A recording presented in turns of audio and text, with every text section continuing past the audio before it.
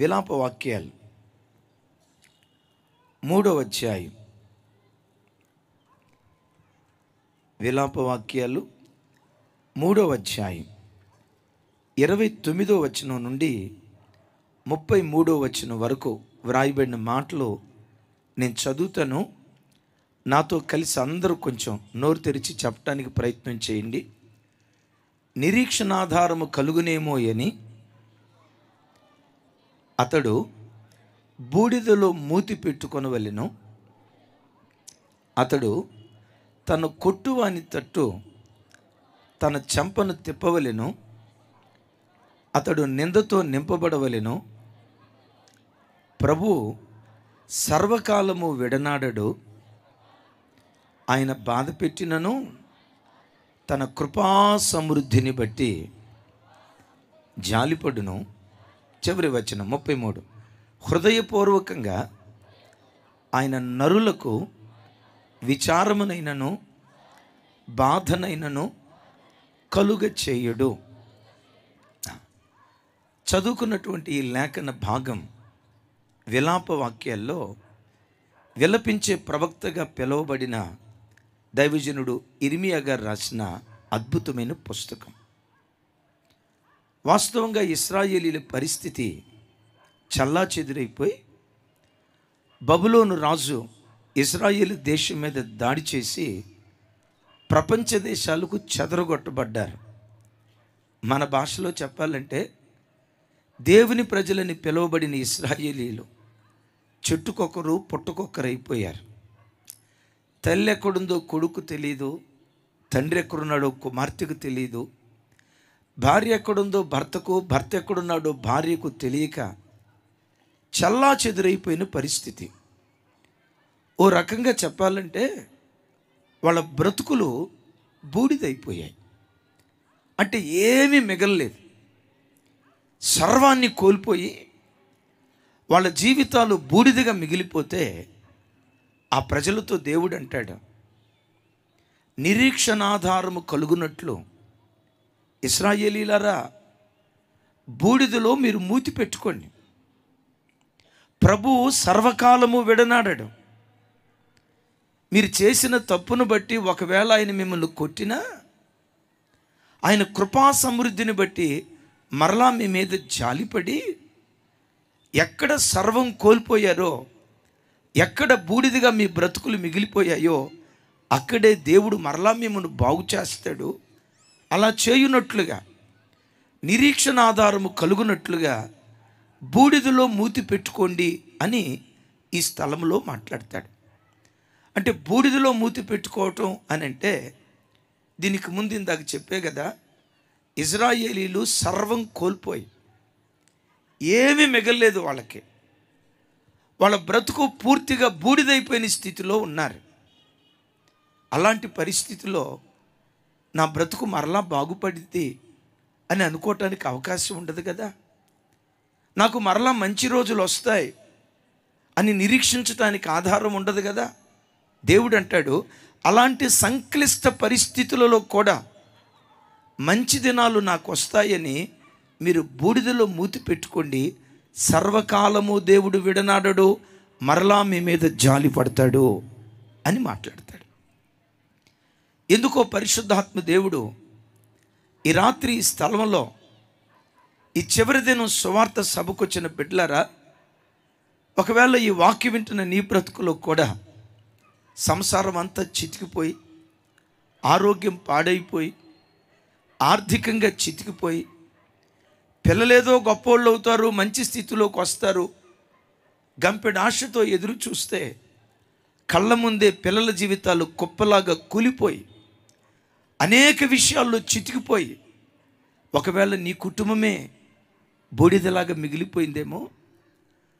ఒకప్పుడు మంచి భక్తి జీవితం చేసి, రాత్రి దైవజనులు రాజశేఖరయ్య గారు చెప్పారు కదా, గంటల తరబడి దేవుని సన్నిధిలో ప్రార్థించి కన్నీటి ప్రార్థనకు మారుపేరుగా ఒకప్పుడు విరాజిల్లిన నీ ఆత్మీయ జీవితం ఎందుకో ఇప్పుడు మోకరిస్తే చుక్క కన్నీటి బొట్టు కూడా రాని కాటిని హృదయం నిన్ను ఆవరించి, ఒకప్పుడు నా భక్తి ఎంత బాగుండేది, ఒకప్పుడు నా ప్రార్థన జీవితం ఎంత బాగుండేది, ఒకప్పుడు నా ఆధ్యాత్మిక జీవితం ఎంత బాగుండేది, ఒకప్పుడు నా కుటుంబం, ఒకప్పుడు నా సంఘం ఎంత అద్భుతంగా ఉండేదో కదా. ఈరోజేంటి నా కుటుంబం ఎలా అయిపోయింది, నా పిల్లలేంటి ఈరోజు ఎలా అయిపోయారు, నా సంసారం ఏంటి ఈరోజు ఎలా అయిపోయింది. బూడిద లాంటి స్థితిని చూసి ఏడుస్తూ ఈ రాత్రి కూర్చున్నావేమో. కళ్ళ ముందు శూన్యం తప్ప, సమస్తం కోల్పోయిన అనుభవం తప్ప, బూడిద తప్ప బ్రతుకులో ఏమీ మిగలకుండా నా బ్రతికింతేనేమో, ఇక ఇలాగే నేను కన్ను మూస్తానేమో, ఈ సమస్యలతోనే నా ఆఖరి శ్వాస విడిచిపెడతానేమోనని తెలియని దుఃఖంతో, తెలియని వేదనతో, తెలియని ప్రసవ వేదనతో ఈ రాత్రి దైవ సన్నిధికి వచ్చిన ప్రజలారా, నా బ్రతికింతే, నా బ్రతుకు మారదు అని ఒకవేళ అనుకుంటూ ఉంటే, ఈ రాత్రి ఒక శుభవార్త నేను ప్రకటించే నా దేవుడు మోడు బారిన నీ జీవితాన్ని మరలా ఆయన చిగురింప చేయబోతూ ఉన్నాడు. ఎక్కడ పతనమైపోయావో, ఎక్కడ పడిపోయావో, పడిపోయిన చోటే నిన్ను లేవనెత్తి పతాక స్థాయిలో నిన్ను నిలవబెట్టడానికి నా దేవుడు శక్తి కలిగినటువంటి వాడు. ఒక అద్భుతమైన సాక్ష్యం. అతని పేరు లారెన్స్. రోమన్ క్యాథలిక్ బ్యాక్గ్రౌండ్లో పుట్టి పెరిగిన ఆయన. చిన్నప్పటి నుంచి సేవ చేయాలనే ఆశ తీరక కుటుంబానికి ఉన్న పేదరికాన్ని బట్టి మిలిటరీలో జాయిన్ అయ్యాడు. అక్కడ ఏం జరిగిందో తెలీదు, ఒక అవయవాన్ని కోల్పోయాడు. అంగవైకల్యం, కుంటివాడయ్యాడు.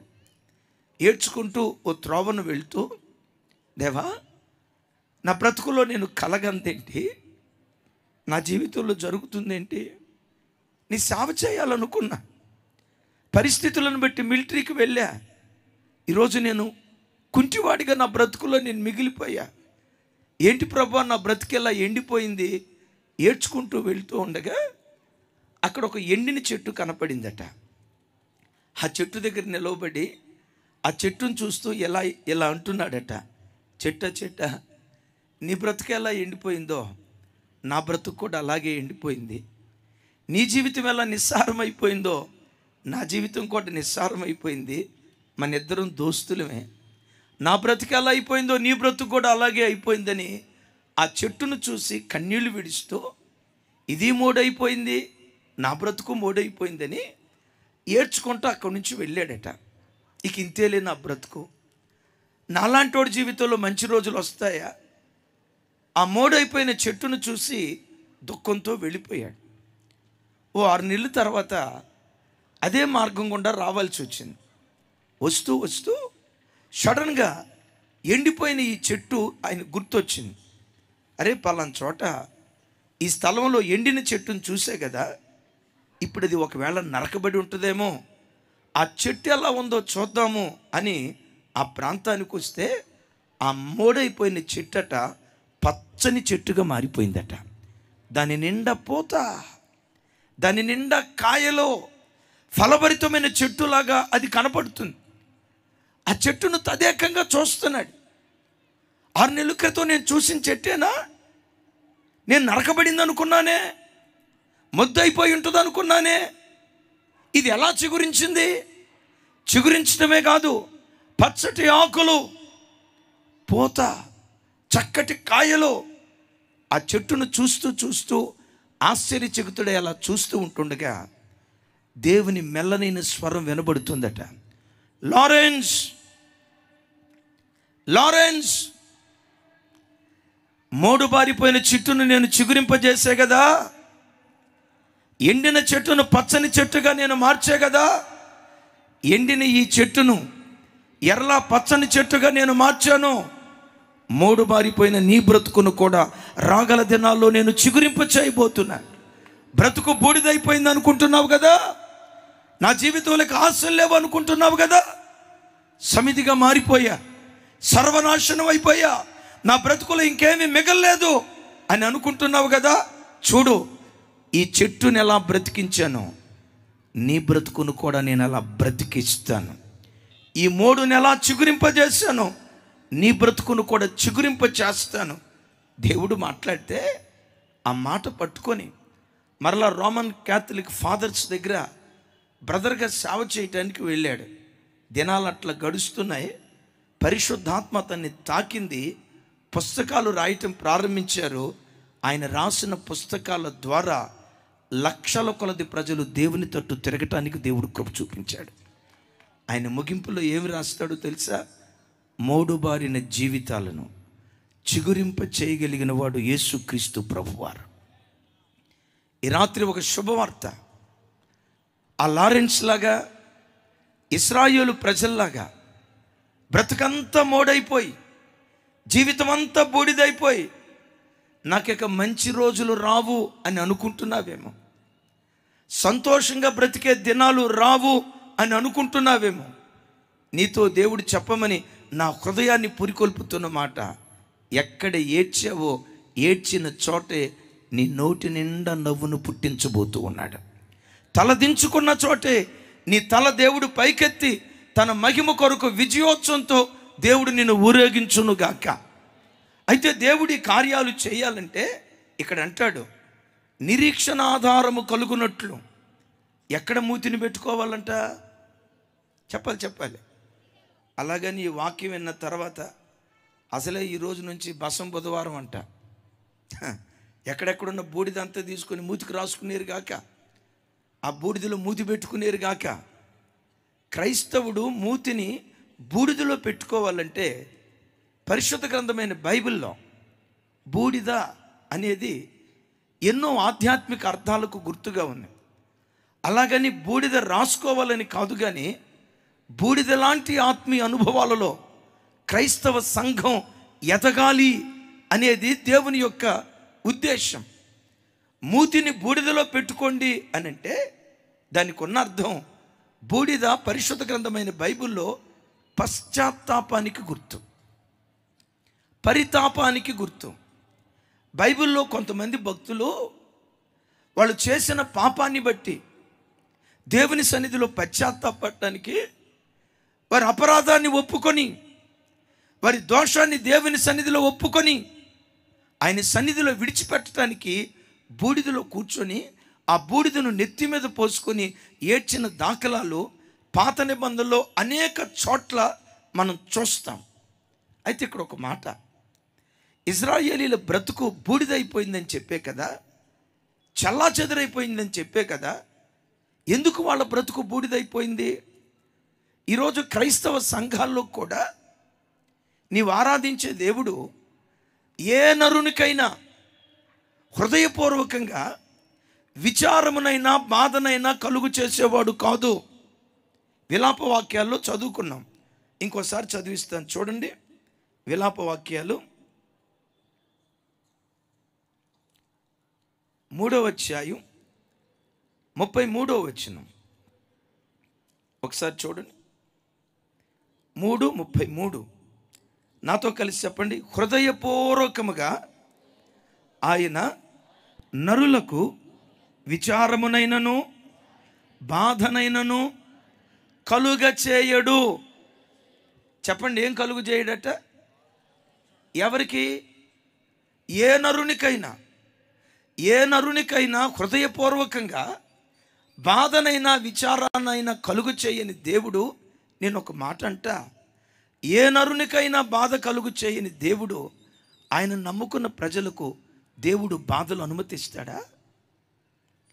ఏ నరునికి విచారాన్ని కలుగు చేయని దేవుడు, యేసే నా దేవుడిని నమ్మి ఆయన నీడలో బ్రతకాలని వచ్చిన ప్రజలకు ఆయన వారికి విచారాన్ని బాధను కలుగు చేస్తాడా? ఏ నరునికి కలుగు చేయని దేవుడు ఆయన రక్తముతో కడగబడిన మన జీవితాల్లో బాధను విచారాన్ని కలుగు చేయటానికి దేవుడు తొందరపడడు. మరి తొందరపడని పక్షాన ఇశ్రాయేలీయుల బ్రతుకు ఎందుకు బూడిదైపోయింది? మీ జీవితంలో కానీ నా జీవితంలో కానీ ఎన్నో సందర్భాలలో శ్రమల కొలిమిలో కాల్చబట్టానికి, అవమానాల కొలిమిలో కాల్చబట్టానికి, కన్నీరే అన్నపానాలుగా మిగిలిపోవటానికి, శ్రమ వెంబడి శ్రమ, ఆపద వెంబడి ఆపద, కీడు వెంబడి కీడు, కొన్నిసార్లు మన జీవితాల్లో నష్టం వెంబడి నష్టం వాటిల్లటానికి కలిగిన కారణం అది దేవుడు అనుమతించాడు అని చెప్పేదానికంటే కూడా మన బుద్ధిపూర్వకంగా, మన బుద్ధిహీనతను బట్టి, మన దోషాన్ని బట్టి మనమే బాధను కొని తెచ్చుకుంటున్నామని కీర్తనల గ్రంథంలో రాసి ఉంటుంది. చూడండి ఒకసారి, కీర్తనల గ్రంథం 107వ కీర్తన 17వ చరణం. చూడండి ఆ మాట, 17వ చరణం, 107వ కీర్తన 17వ చరణం. నాతో కలిసి ఒకసారి ఈ మాట చెప్పండి. బుద్ధిహీనులు తమ దుష్ట ప్రవర్తన చేతను, తమ దోషము చేతను బాధను తెచ్చుకొందురు. కూరగాయల మార్కెట్కి వెళ్ళి కూరగాయలు తెచ్చుకుంటున్నట్లు, మటన్ దుకాణానికి వెళ్ళి మటన్ తెచ్చుకుంటున్నట్లు ఈ ప్రజలు ఏం తెచ్చుకుంటున్నారట? బాధను తెచ్చుకుంటున్నారట. ఎందుకు బాధను తెచ్చుకుంటున్నారు? వారి బుద్ధిహీనతను బట్టి, వారి దోషాన్ని బట్టి, వారి దుష్ట ప్రవర్తనను బట్టి బాధను తెచ్చుకుంటున్నట్లుగా లేఖనాల్లో రాయబడింది. అయిలరా, నేను క్రైస్తవ కుటుంబాన్ని ఎరుగుదును. అదో చక్కటి అందమైన పల్లెటూరు ప్రాంతం. ఆ పల్లెటూరు ప్రాంతంలోనే నేను చెప్పబోయే భార్యాభర్తలు చక్కటి విద్యావేత్తలు, మంచి చదువుకున్నారు, చక్కటి అందగాళ్ళు. అంటారు కదా, మేడ్ ఫర్ ఈచ్ అదర్ అని. భార్యాభర్తలు ఇద్దరు బహు అందంగా ఉంటారు. ఆయన పట్టణంలో ఆర్ఎంపీ డాక్టర్గా పనిచేస్తాడు. 5 పిల్లలు, అందమైన భార్య. చూసిన వాళ్ళంతా ఏమనుకునేవాళ్ళు తెలుసా? భార్యాభర్తలంటే ఇలా ఉండాలిరా, ఎంత చక్కటి సంసారం రా, ఆర్ఎంపీ డాక్టర్గా మంచి ఉద్యోగం చేస్తున్నాడు రా, చేతి నిండా సంపాదన, చేతి నిండా డబ్బు, సంతానానికి సంతానం, ఆస్తికి ఆస్తి, పిల్లలకు పిల్లలు, బ్రతుకంటే వేళదరా అని అనుకుంటూ ఉండేవాళ్ళు. దినాలు అట్లా సాగుతున్నాయి. ఆ హాస్పిటల్ బాగా డెవలప్ అవుతుంది, డబ్బు కాస్త ఎక్కువ రావటం ప్రారంభమైంది. ఆ భర్త త్రాగుడుకు బానిసైపోయాడు.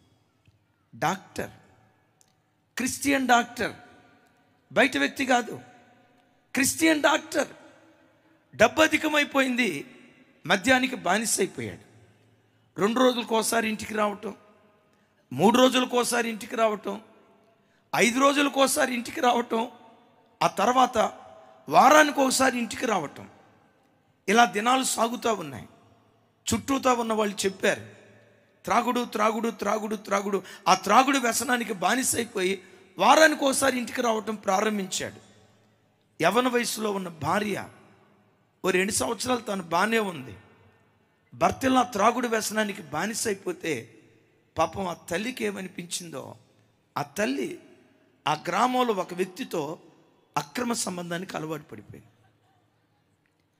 భర్త త్రాగుబోతయ్యాడు, నా కుటుంబాన్ని కనీసం నేనైనా నిలవబడి నా కుటుంబాన్ని కట్టుకోవాలి, నా పిల్లలకు ఒక మంచి భవిష్యత్తు ఇవ్వాలి అనే ఆలోచన లేకుండా ఇక తాను ఎడు తిరిగి దారి తప్పాడు కదా, నేను కూడా దారి తప్పుతాను, నన్ను అడిగేది ఎవరని చెప్పి అక్రమ సంబంధానికి అలవాటు పడిపోయింది. దినాలు అట్లా సాగుతున్నాయి. ఈ డాక్టర్ తాగి తాగి తాగి తాగి లివర్ పాడై నడి వయసులోనే చచ్చిపోయాడు. నడి వయసులోనే చచ్చిపోయాడు. ఇక భర్త లేడు. ఈవిడ తన మార్గం గుండా తాను వెళ్తా ఉంది. తల్లి ఎట్టిదో బిడ్డ అట్టిదే అని బైబిల్లో రాస్తుంది కదా. తల్లి ఏ పాపపు వృత్తిలోకి దిగిందో ఆ 3 కుమార్తెల్లో 2 కుమార్తెలు తల్లి నడుచుకున్న మార్గంలోకి వెళ్ళారు. అక్రమ కార్యాలు చేసి చేసి 2 యవ్వన బిడ్డలు ఆ తప్పుడు మార్గంలోకి వెళ్ళి పాపం ద్వారా ఎయిడ్స్ రోగాన్ని సంపాదించుకొని చిన్న వయసులోనే కుమార్తెలు 2 చచ్చిపోయారు. ఆ డాక్టర్ గారికి 2 కొడుకులు, ఒక్క బిడ్డ కూడా 10వ తరగతి దాట్లా. ఆ ప్రాంతంలో లారీ క్లీనర్లుగా ఉద్యోగం తెచ్చుకొని ఈరోజు లారీ డ్రైవర్లుగా పనిచేసుకుంటూ తండ్రి ఎట్లా తాగుబోతోడయ్యాడో పిల్లలిద్దరూ తాగుబోతులు అయిపోయారు. వాక్యం వింటున్న బిడ్డలారా, ఓ క్రైస్తవ కుటుంబం, గ్రామంలోనే తలమానికగా ఉన్న కుటుంబం, గ్రామంలోనే శిరస్సుగా ఉన్న కుటుంబం సంపన్న స్థితిలో ఉన్న కుటుంబం బుద్ధిహీనత చేత, దుష్ట ప్రవర్తన చేత, దోషము చేత వాళ్ళు బాధను తెచ్చుకున్నారు. తమ్ముడు, చెల్లి, ఒకసారి నా వైపు చూడు.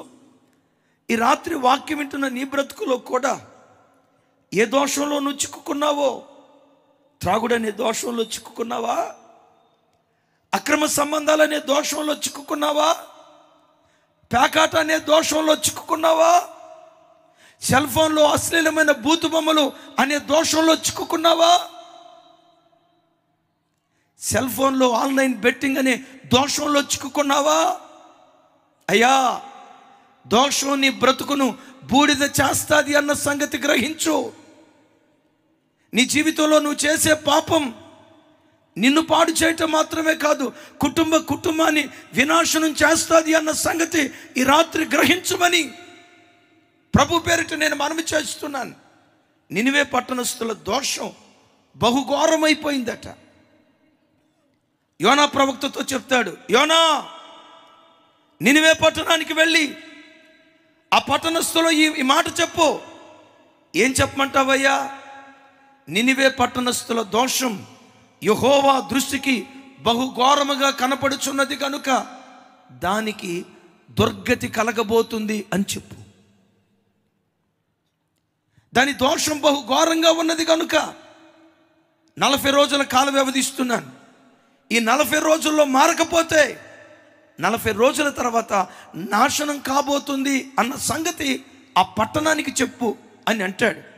ఈరోజు వాక్యం వింటున్న బిడ్డలారా, నినివే పట్టణం దోషం చేస్తూ ఉంటే ఆ దోషం వారికి దుర్గతి కలుగు చేయబోతుందట, నాశనాన్ని కలుగు చేయబోతుందట. నినివే పట్టణం మాత్రమే కాదు సుమి, బోధించే నేను దోషంలో చిక్కుకుంటే, బోధ వింటున్న మీరు దోషంలో చిక్కుకుంటే, నా జీవితం నా ఇష్టం, నేను తాగాలనుకుంటే తాగుతా, తిరగాలనుకుంటే తిరుగుతా, అక్రమ కార్యాలు చేయాలనుకుంటే చేస్తా, ఒక భార్య కాకపోతే ఇంకో భార్య, ఒక పురుషుడు కాకపోతే ఇంకో పురుషుడు, నా జీవితం నా ఇష్టం నా డబ్బని దోషభరితమైన కార్యాలు చేస్తూ మనుషుడా రంకెలు వేస్తే, నేను శపించట్లేదు సుమి, మీరు జాగ్రత్తగా ఉండాలని చెప్తున్నాను. దోషభరితమైన కార్యాలు చేస్తూ నువ్వు బ్రతుకుతూ ఉంటే దుర్గతి కలుగుతుంది, జాగ్రత్త. చెడ్డగతి కలుగుతుంది, జాగ్రత్త. ఒక డాక్టర్ గారికి పుట్టిన పిల్లలు ఎయిడ్స్ రోగంతో 2 బిడ్డలు చనిపోయారని చెప్పేనే, డాక్టర్ గారి కడుపున పుట్టిన బిడ్డలు డాక్టర్లు కావాలి, కాకపోతే కాకపోయారు, కనీసం వాళ్ళ కాళ్ళ మీద వాళ్ళన్న బ్రతకాలి కదా. బ్రతకపోగా లారీ క్లీనర్లుగా మారిపోయి త్రాగుడు వ్యసనానికి బానిస అయిపోయారు. ఈరోజు ఆ కుటుంబ పరిస్థితి ఏంటో తెలుసా? ఎవరు ముద్దన్నం పెడతారా? ఎవరు ఆ పూట అవసరం తీరుస్తారా? ఒకప్పుడు సహాయం చేసే చేతులు ఇప్పుడు చాచే చేతులుగా మిగిలిపోయాయి. అయ్యో, ఈ కుటుంబం ఎందుకు ఇలా అయిపోయింది? వీళ్ళ పిల్లలు ఎందుకు ఇలా అయిపోయారు? వాళ్ళు గుర్తొచ్చినప్పుడల్లా పుట్టెడు దుఃఖం వేస్తుంది. ఎందుకు ఈ దుర్గతి కలిగింది? దోషం, దోషం. అయ్యలారా, ఓ తల్లులారా, దోషం ఎక్కడుంటుందో దుర్గతి ఎక్కడుంటుంది మర్చిపోకండి.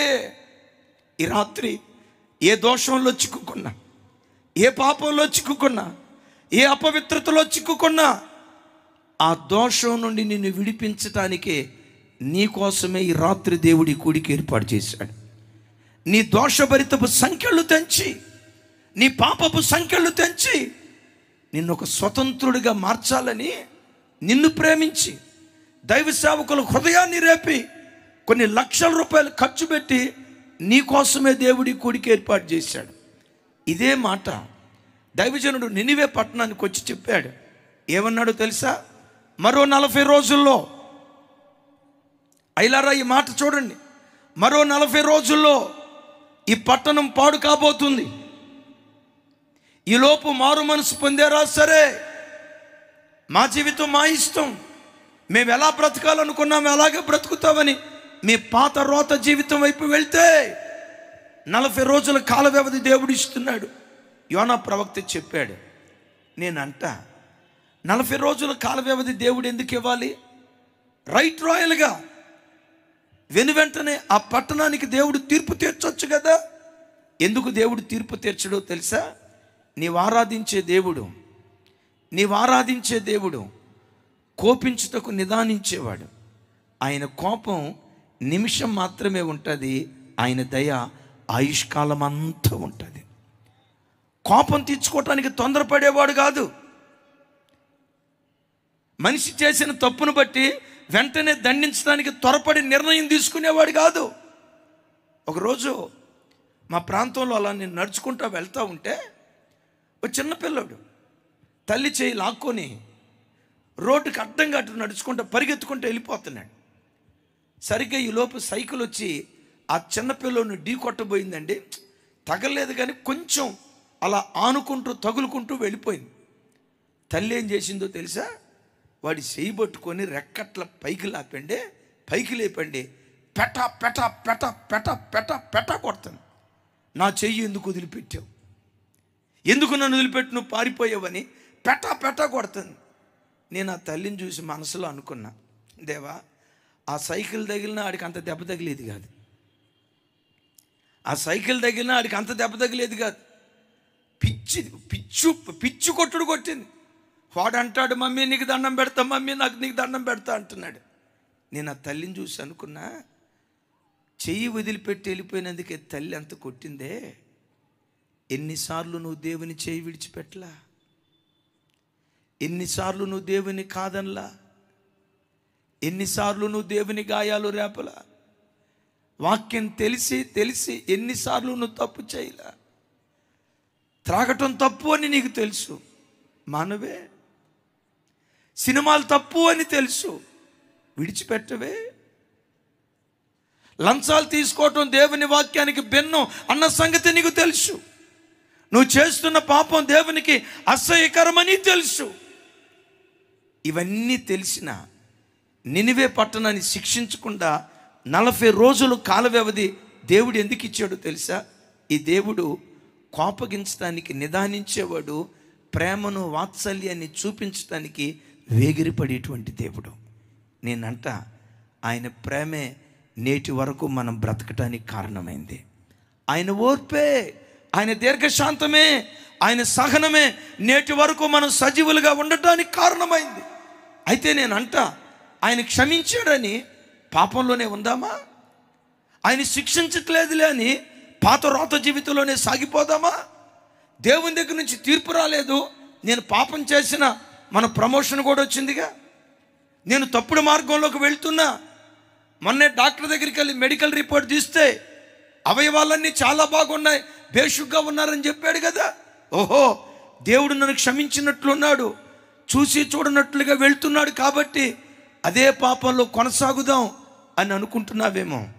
బిడ్డలారా, రాత్రి సేవకుల ద్వారా మనం విన్నాం, పలుమార్లు గద్దించిన లోబడని వాడు మరి తిరుగు లేకుండా, తెలుసు కదా. పలుమార్లు గద్దించిన దేవుడు నిన్ను శిక్షించకుండా ఆయన మౌనంగా ఉన్నాడంటే ఇంకా తప్పు చేయమని కాదు, రేపైనా మారతాడు ఈ బిడ్డనని మన ఒక్కొక్కరిని దేవుడు ఓర్చుకుంటున్నాడు. ఇదే సంగతి నినివే పట్టణానికి యోనా ప్రవక్త ప్రవచించాడు. నినివే పట్టణానికి యోనా ప్రవక్త దేవుని వాక్యాన్ని ప్రకటించాడు. ఆ పట్టణస్థులు ఎంత గొప్పోళ్ళో తెలుసా? జహీరాబాద్ ప్రజలారా, ఆ పట్టణస్థులు ఎంత గొప్పోళ్ళో తెలుసా?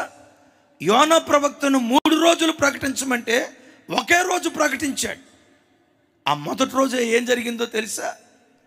చెరసాలలో ఉన్న ఖైదీ మొదలుకొని సింహాసనం మీద కూర్చున్న రాజు వరకు సింహాసనం మీద నుండి దిగి బట్టలు చింపుకొని బూడిదలో కూర్చొని నెత్తి మీద బూడిద పోసుకొని, మేము పాపాత్ములమయ్యా, మేము అపరాధులమయ్యా, తెలిసి తప్పు చేసిన మూర్ఖులమయ్యా అని దేవుని సన్నిధిలో రొమ్ము కొట్టుకుంటూ ఆయన సన్నిధిలో వాళ్ళు పశ్చాత్తాపడినట్లుగా లేఖనాల్లో చూస్తూ ఉన్నాం. ఒకసారి చూడండి ఆ మాట.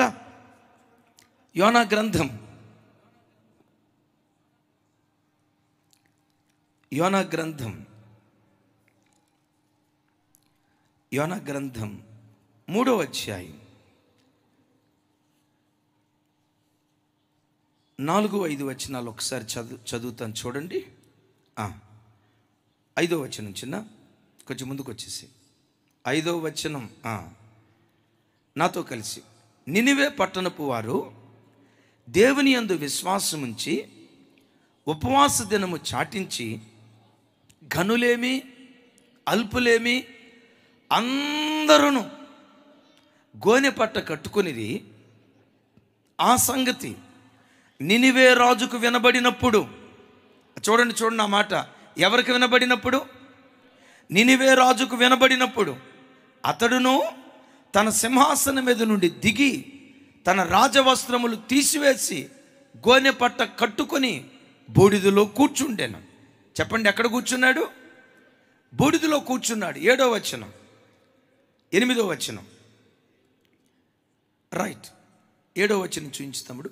7వ వచనం నాతో కలిసి చెప్పండి. మరియు రాజైన తానును ఆయన మంత్రులకు ఆజ్ఞ ఇవ్వగా, ఒకవేళ దేవుడు మనసు తిప్పుకొని పశ్చాత్తాప్తుడై మనము లయము కాకుండా తన కోపాగ్ని చల్లార్చుకొనును గనుక మనుష్యుడు ఏదియు పుచ్చుకొనకూడదు. ఎక్కడి నుంచి చెప్పండి? పశువులు కానీ, ఎద్దులు కానీ, గొర్రెలు కానీ మేత మేయకూడదు, నీళ్లు త్రాగకూడదు. మనుషులందరూ తమ దుర్మార్గతను విడిచి తాము చేయు బలత్కారమును మానివేయవలెను. మనుషులేమి పశువులేమి సమస్తమును గోనెపట్ట కట్టుకొనవలెను. ఎవరు గోనెపట్ట కట్టుకోవాలంట? ఏమండి? మనుషులేమి పశువులకు కూడా గోనెపట్ట కట్టాడు. విచిత్రం చూడండి. పశువులకు కూడా గోనెపట్ట కట్టి ఆ దినమంతా దేవుని సన్నిధిలో జనులు మనఃపూర్వకంగా దేవుని వేడుకుంటున్నారట. మా దుర్మార్గాన్ని విడిచిపెడుతున్నామయ్యా, మా పాపాన్ని విడిచిపెడుతున్నామయ్యా అని బూడిదలో కూర్చొని బహుగా రోదన చేస్తూ దేవుని సన్నిధిలో పశ్చాత్తాపడుతున్నారు. నేనంట, నినివే రాజా, నీ ఉపవాసం ఉంటే సరిపోద్ది కదా. పురుషులందరిని ఎందుకు ఉంచావు? మంత్రులను ఎందుకు ఉంచావు? స్త్రీలను ఎందుకు ఉంచావు? చిన్నపిల్లలను ఎందుకు ఉంచావు? చివరికి పశువులను ఎందుకు ఉంచావు? నినివే రాజు అంటాడు, నేను పశ్చాత్తాపడి ప్రార్థన చేస్తూ ఉంటే నా ప్రార్థన దేవుడు వినకపోతాడా?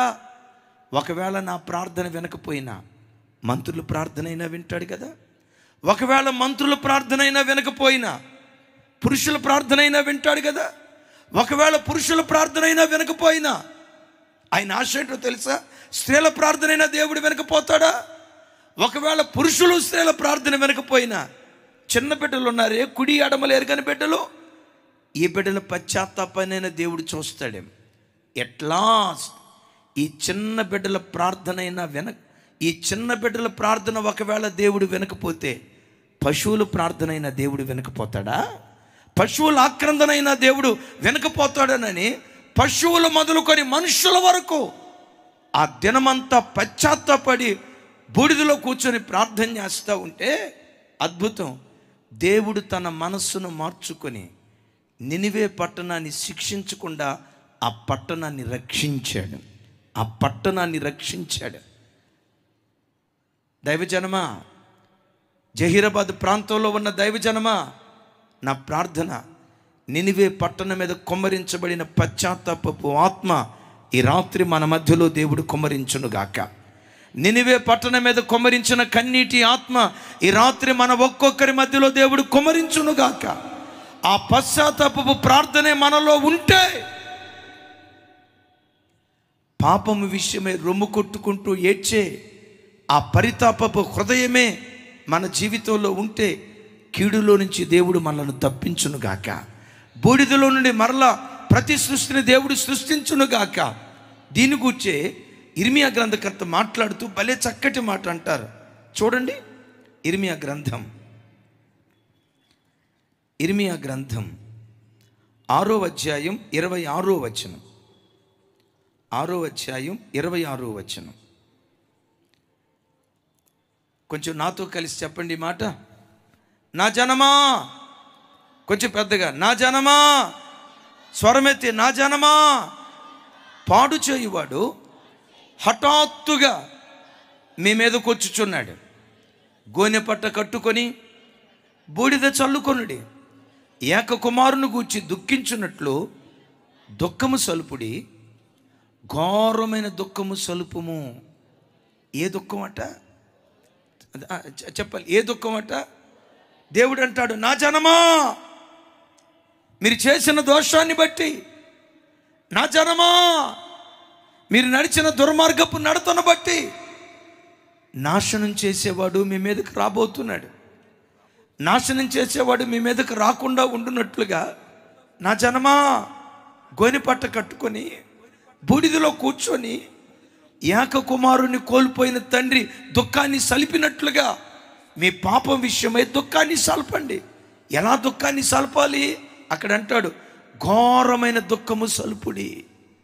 ఏ దుఃఖం అండి? కొంచెం గట్టిగా, ఏ దుఃఖం అండి? ఘోరమైన దుఃఖాన్ని సల్పండి. ఏక కుమారుని కోల్పోయిన తండ్రి ఏడుస్తాడే, ఒక్కగానొక కొడుకు చనిపోతే తల్లి ప్రలాపిస్తాదే, అలా నా సన్నిధిలో ఘోరమైన దుఃఖాన్ని మీరు సల్పితే కీడులో నుంచి మిమ్మల్ని తప్పిస్తా, బూడిదలో నుండి ప్రతి సృష్టిని సృష్టిస్తా. కీడు మీ మీదకు రాకుండా, నష్టం మీ మీదకు రాకుండా, నిరీక్షణకు ఆధారం కలుగునట్లుగా మీ జీవితాల్లో నేను కార్యం చేయనట్లుగా పశ్చాత్తాపం అనే బూడిదలో మీ మూతిని పెట్టుకోండి అంటాడు. దైవజనమా, బూడిద పశ్చాత్తాపానికి గుర్తు. అయిలరా, నాతో సహా నాలో ఏ తప్పు లేదు, ఎవడు చెప్పజాలడు. నీ బుద్ధిహీనత ఏంటో నీకు తెలుసు, నీ అవిధేయత ఏంటో నీకు తెలుసు, నీ లోపం ఏంటో నీకు తెలుసు, నీ బలహీనత ఏంటో నీకు తెలుసు. ఈ వాక్యం వింటుండగా దేవుని సన్నిధిలో నాలో ఈ బలహీనత ఉందయ్యా, విడిచిపెడతానయ్యా, నీ కొరకు నేను బ్రతుకుతానయ్యా అని ఈ రాత్రి దైవ సన్నిధిలో నువ్వు పశ్చాత్తాపడగలిగితే బూడిదలో నుండి, శూన్యములో నుండి మరలా సమృద్ధిని దేవుడు పుట్టించునుగాక. మోడు బారిపోయిన నీ బ్రతుకును మరలా నా దేవుడు చిగురింపచేయునుగాక. అలాంటి కార్యం దేవుడు చేయాలంటే చెప్పండి, ఎక్కడ మూతి పెట్టాలంటాడు? చెప్పాలి, ఎక్కడ మూతి పెట్టాలంటాడు? అలాగని బూడిద రాసుకోమని కాదు సుమి, ఒళ్ళంతా బూడిద పూసుకోమని కాదు. పశ్చాత్తాపం అనే బూడిద ప్రతి క్రైస్తవుడు ధరించిన వాడిగా బ్రతకాలి. రెండవది, బూడిద దేని గుర్తో తెలుసా? ఉపవసించి ప్రార్థించే ప్రార్థనా జీవితానికి గుర్తు. ఒకసారి చూడండి, ఎస్తేరు గ్రంథం 4వ అధ్యాయం మొదటి 3 వచనాలు. మొదటి 3 వచనాలు చూడండి ఒకసారి. నేను చదువుతూ ఉండగా నాతో కలిసి చెప్పడానికి ప్రయత్నం చేయండి. జరిగినదంతయు తెలియగానే మొర్దెకై తన బట్టలు చింపుకొని గోనె పట్ట వేసుకొని బూడిద పోసుకొని పట్టణము మధ్యకు బయలు వెళ్ళి మహాశోకముతో రోదన చేసి రాజగుమ్మము ఎదుటకు వచ్చాను. గోనె పట్ట కట్టుకొనివాడు రాజగుమ్మమును ప్రవేశించకూడదన్న ఆజ్ఞ కలదు. 3వ వచనం, ఇక్కడి నుంచి పెద్దగా చెప్పండి. రాజు యొక్క ఆజ్ఞయు శాసనమును ఏ సంస్థానము నుండి వచ్చెనో అక్కడున్న యూదులు ఉపవాసముండి మహాదుఃఖములోను ఏడ్పులోను రోదనలోను మునిగిన వారైరి. అనేకులు గోనెను బూడిదను వేసుకుని పడి ఉండిరి. దైవజనమ, బైబిల్ చరిత్రలో ఇది అద్భుతమైనటువంటి ఘటన. మొర్దెకై గేట్ వాచ్మెన్గా ఉన్న దినాల్లో హామాను అనే వ్యక్తి రాజుతో మాట్లాడి 127 సంస్థానాలలో ఉన్న యూదులందరూ సంహరించబడాలి అన్న శాసనాన్ని జారీ చేశాడు. ఎందుకు జారీ చేశాడు అని ఆలోచిస్తే, మొర్దెకై గేట్ వాచ్మెన్గా ఉండేవాడు. ఈ ప్రధానమంత్రి అటుకుండా వెళ్తూ వస్తూ ఉంటే ఆ గేట్ వాచ్మెన్గా ఉన్న వాళ్ళందరూ ఆ ప్రధానికి సాగిలిపడి నమస్కారం చేసేవాళ్ళు. ఎక్కడ లేని రాజభక్తిని, ఎక్కడ లేని వినయ విధేయతలు చూపిస్తా వంగి వంగి దండాలు పెడుతూ ఉండేవాళ్ళు. ఎందుకో చెప్పమంటారా? అలా వంగి వంగి దండాలు పెడితే ఆ ప్రధానమంత్రి ఓ బంగారు గొలుసు విసిరేస్తాడు, ఓ వంగరం విసిరేస్తాడు, మన దశ దిశ తిరిగిపోద్ది అని ప్రధాని మనసును గెలుచుకోవటానికి వంగి వంగి వాళ్ళు దండాలు పెట్టేవాళ్ళు. మొర్దెకై ఉన్నాడు కదా, యూదుడు. దేవునికి తప్ప యూదులు మరి ఎవ్వరికి సాగిలపడి వాళ్ళు నమస్కారం చేయరు. దేవుని ఎదుట తప్ప మరి ఎవ్వరి ఎదుట వాళ్ళు సాగిలపడరు. చుట్టూతో ఉన్న వాళ్ళు అన్నారు, రే మొర్దెకై, మేము సాగిలపడుతున్నాం కదా, నువ్వు కూడా సాగిలపడి నమస్కారం చేయంటే మొర్దెకై ఏమన్నాడు తెలుసా? నేను యూదుడను గనుక ఆ పని చెయ్యజాలను అన్నాడు. ఒకసారి ఈ మాట చెప్పండి. నేను, స్వరం ఎత్తాలి, నేను యూదుడను గనుక ఆ పని చేయజాలను. ఎందుకు ఆ పని చేయడట? ఎందుకు ఆ పని చేయడట? నేను యూదుడను గనుక. క్రైస్తవ జనమా, లోకంలో కొంతమంది మిమ్మల్ని ఆదివారం పెళ్ళిళ్ళకి రమ్మని పిలుస్తారు, ఆదివారం ఫంక్షన్స్కి రమ్మని పిలుస్తారు, ఆదివారం పార్టీలకు రమ్మని పిలుస్తారు. ఉదయం మీరు అనాల్సిన మాట ఏంటో తెలుసా? మేం క్రైస్తవులం గనుక ఆదివారం దేవుని మందిరాన్ని విడిచిపెట్టి మేము ఎక్కడికి రాము. మేము వెళ్తాం కదా ఆదివారం, మేము స్నేహితుల దగ్గరికి వెళ్తాంగా, మేము బంధువుల దగ్గరికి వెళ్తాంగా అని ఒకవేళ ఎవరైనా అంటే మీరు అనాల్సిన మాట ఏంటో తెలుసా? మేం క్రైస్తవులం గనుక ఆదివారం దేవుని మందిరాన్ని విడిచిపెట్టి మేము ఎక్కడికి వెళ్ళాం. చప్పలు కొడుతూ దేవునికి స్తోత్రాలు చెప్దాము. మీరు కాలేజీకి వెళ్ళిన చోట ఎవరో ఒక అబ్బాయి వచ్చి అంటాడు, మీరంటే నాకు ఇష్టం అండి, ఇదిగో గుండెల మీద పెట్టుకుంటానండి, నేను మిమ్మల్ని ప్రేమిస్తానండి, కాస్త మీ ఫోన్ నంబర్ ఇస్తారా అని అడిగారు అనుకోండి. మీరు అనాల్సిన మాట ఏంటో తెలుసా? మేము క్రైస్తవులం, ఈ చాటింగ్ గీటింగ్ మాకు పడదు, ఈ బాయ్ ఫ్రెండ్ గర్ల్ ఫ్రెండ్ మాకు పడదు, మేము క్రైస్తవులం గనుక ఇలాంటి నీతిమాలిన కార్యక్రమం మేము చెయ్యం అని మొర్దెకై మాట్లాడినట్లుగా ప్రతి యవన బిడ్డ మాట్లాడు.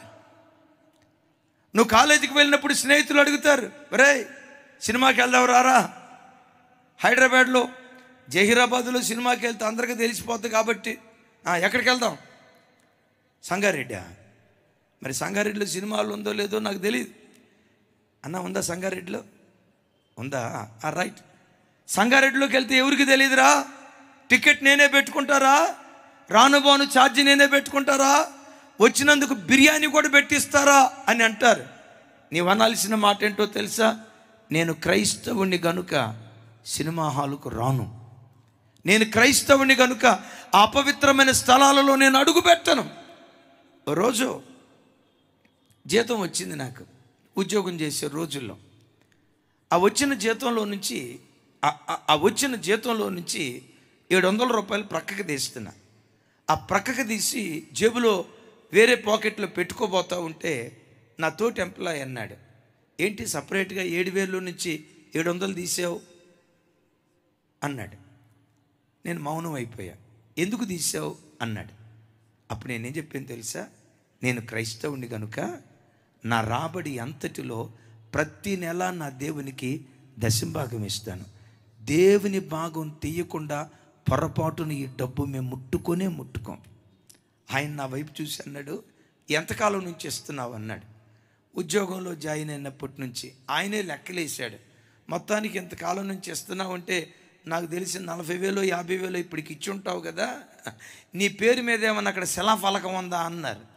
నేను అన్నా, మా దేవుడు మాకు నేర్పింది కుడి చేత్తో ఇచ్చింది ఎడం చేతికి తెలియకుండా రహస్యంగా చేయమన్నాడు. మేం క్రైస్తవులం గనుక, మేము దేవుని బిడ్డలం గనుక కుడి చేత్తో చేసింది ఎడం చేతికి తెలియకుండా రహస్యంగా చేస్తాం. శిలాఫలకాల మీద పేర్లు రాసుకోం, చర్చి గోడల మీద పేర్లు రాసుకోం. ఎందుకు రాసుకోమో తెలుసా? మేం క్రైస్తవులం గనుక కుడి చేత్తో చేసింది ఎడం చేతికి తెలియకుండా రహస్యంగా చేస్తాం. ఇది ఎవరికొన్న గుణమో తెలుసా? క్రైస్తవులు దేవుని బిడ్డలకు ఉన్నటువంటి గుణం. కొన్ని చోట్ల చర్చెస్కి వెళ్తే, ఒకసారి నేను పాలకొల్లు ప్రాంతం వెళ్ళాను. మధ్యాహ్నం కరెంటు పోయింది. ఎక్కడ ఫ్యాన్లు అక్కడ ఆగిపోయి ఉన్నాయి. తలపైకి ఎత్తి చూసా, ఆ ఫ్యానుకున్న రెక్కల మీద ఏదో పేర్లు రాసి ఉన్నాయి. ఫ్యానుకున్న రెక్కల మీద ఏం పేర్లు రాసి ఉన్నాయి అని పైకి చూస్తే, ఒక రెక్క మీద అల్లం, ఇంకో రెక్క మీద బెల్లం, మూడో రెక్క మీద సుబ్బారావు అని రాసి ఉంది. నాకు అర్థం కాక, అల్లం బెల్లం సుబ్బారావు ఏంటయ్యా ఇదని పాస్టర్ గారిని అడిగా. పాస్టర్ గారు, ఏంటి అల్లం బెల్లం సుబ్బారావు అని రాశారన్న. ఆయన పక్క నవ్వుతా ఏమన్నాడు తెలుసా? అయ్యగారు, ఈ ఫ్యాన్ ఇచ్చిన ఆయన చేసే వ్యాపారం అల్లం, ఈ ఫ్యాన్ ఇచ్చిన ఆయన చేసే వ్యాపారం బెల్లం, ఆయన ఇంటి పేరు అల్లం, ఆయన పేరు ఏమో సుబ్బారావు అన్నాడు. నేను మనసులో అనుకున్నా, ఆ ఫ్యాన్ కనిపెట్టేవాడు దేవుని దయ వల్ల 4వ రెక్క కనిపెట్టల. 4వ రెక్కే కనుక కనిపెట్టుంటే డెఫినెట్గా ఎవరి పేరు రాసి ఉంటాడు చెప్పండి? హోమ్ డిపార్ట్మెంట్ ఉంటుంది కదా, హోమ్ మినిస్టర్ పేరు రాసి ఉంటాడు. ఇప్పుడు చూడండి, అల్లం బెల్లం సుబ్బారావు రెక్కల మీద రాశాడు కదా. ఇప్పుడు అల్లం బెల్లం సుబ్బారావు ఎక్కడ తిరుగుతూ ఉంటాడు?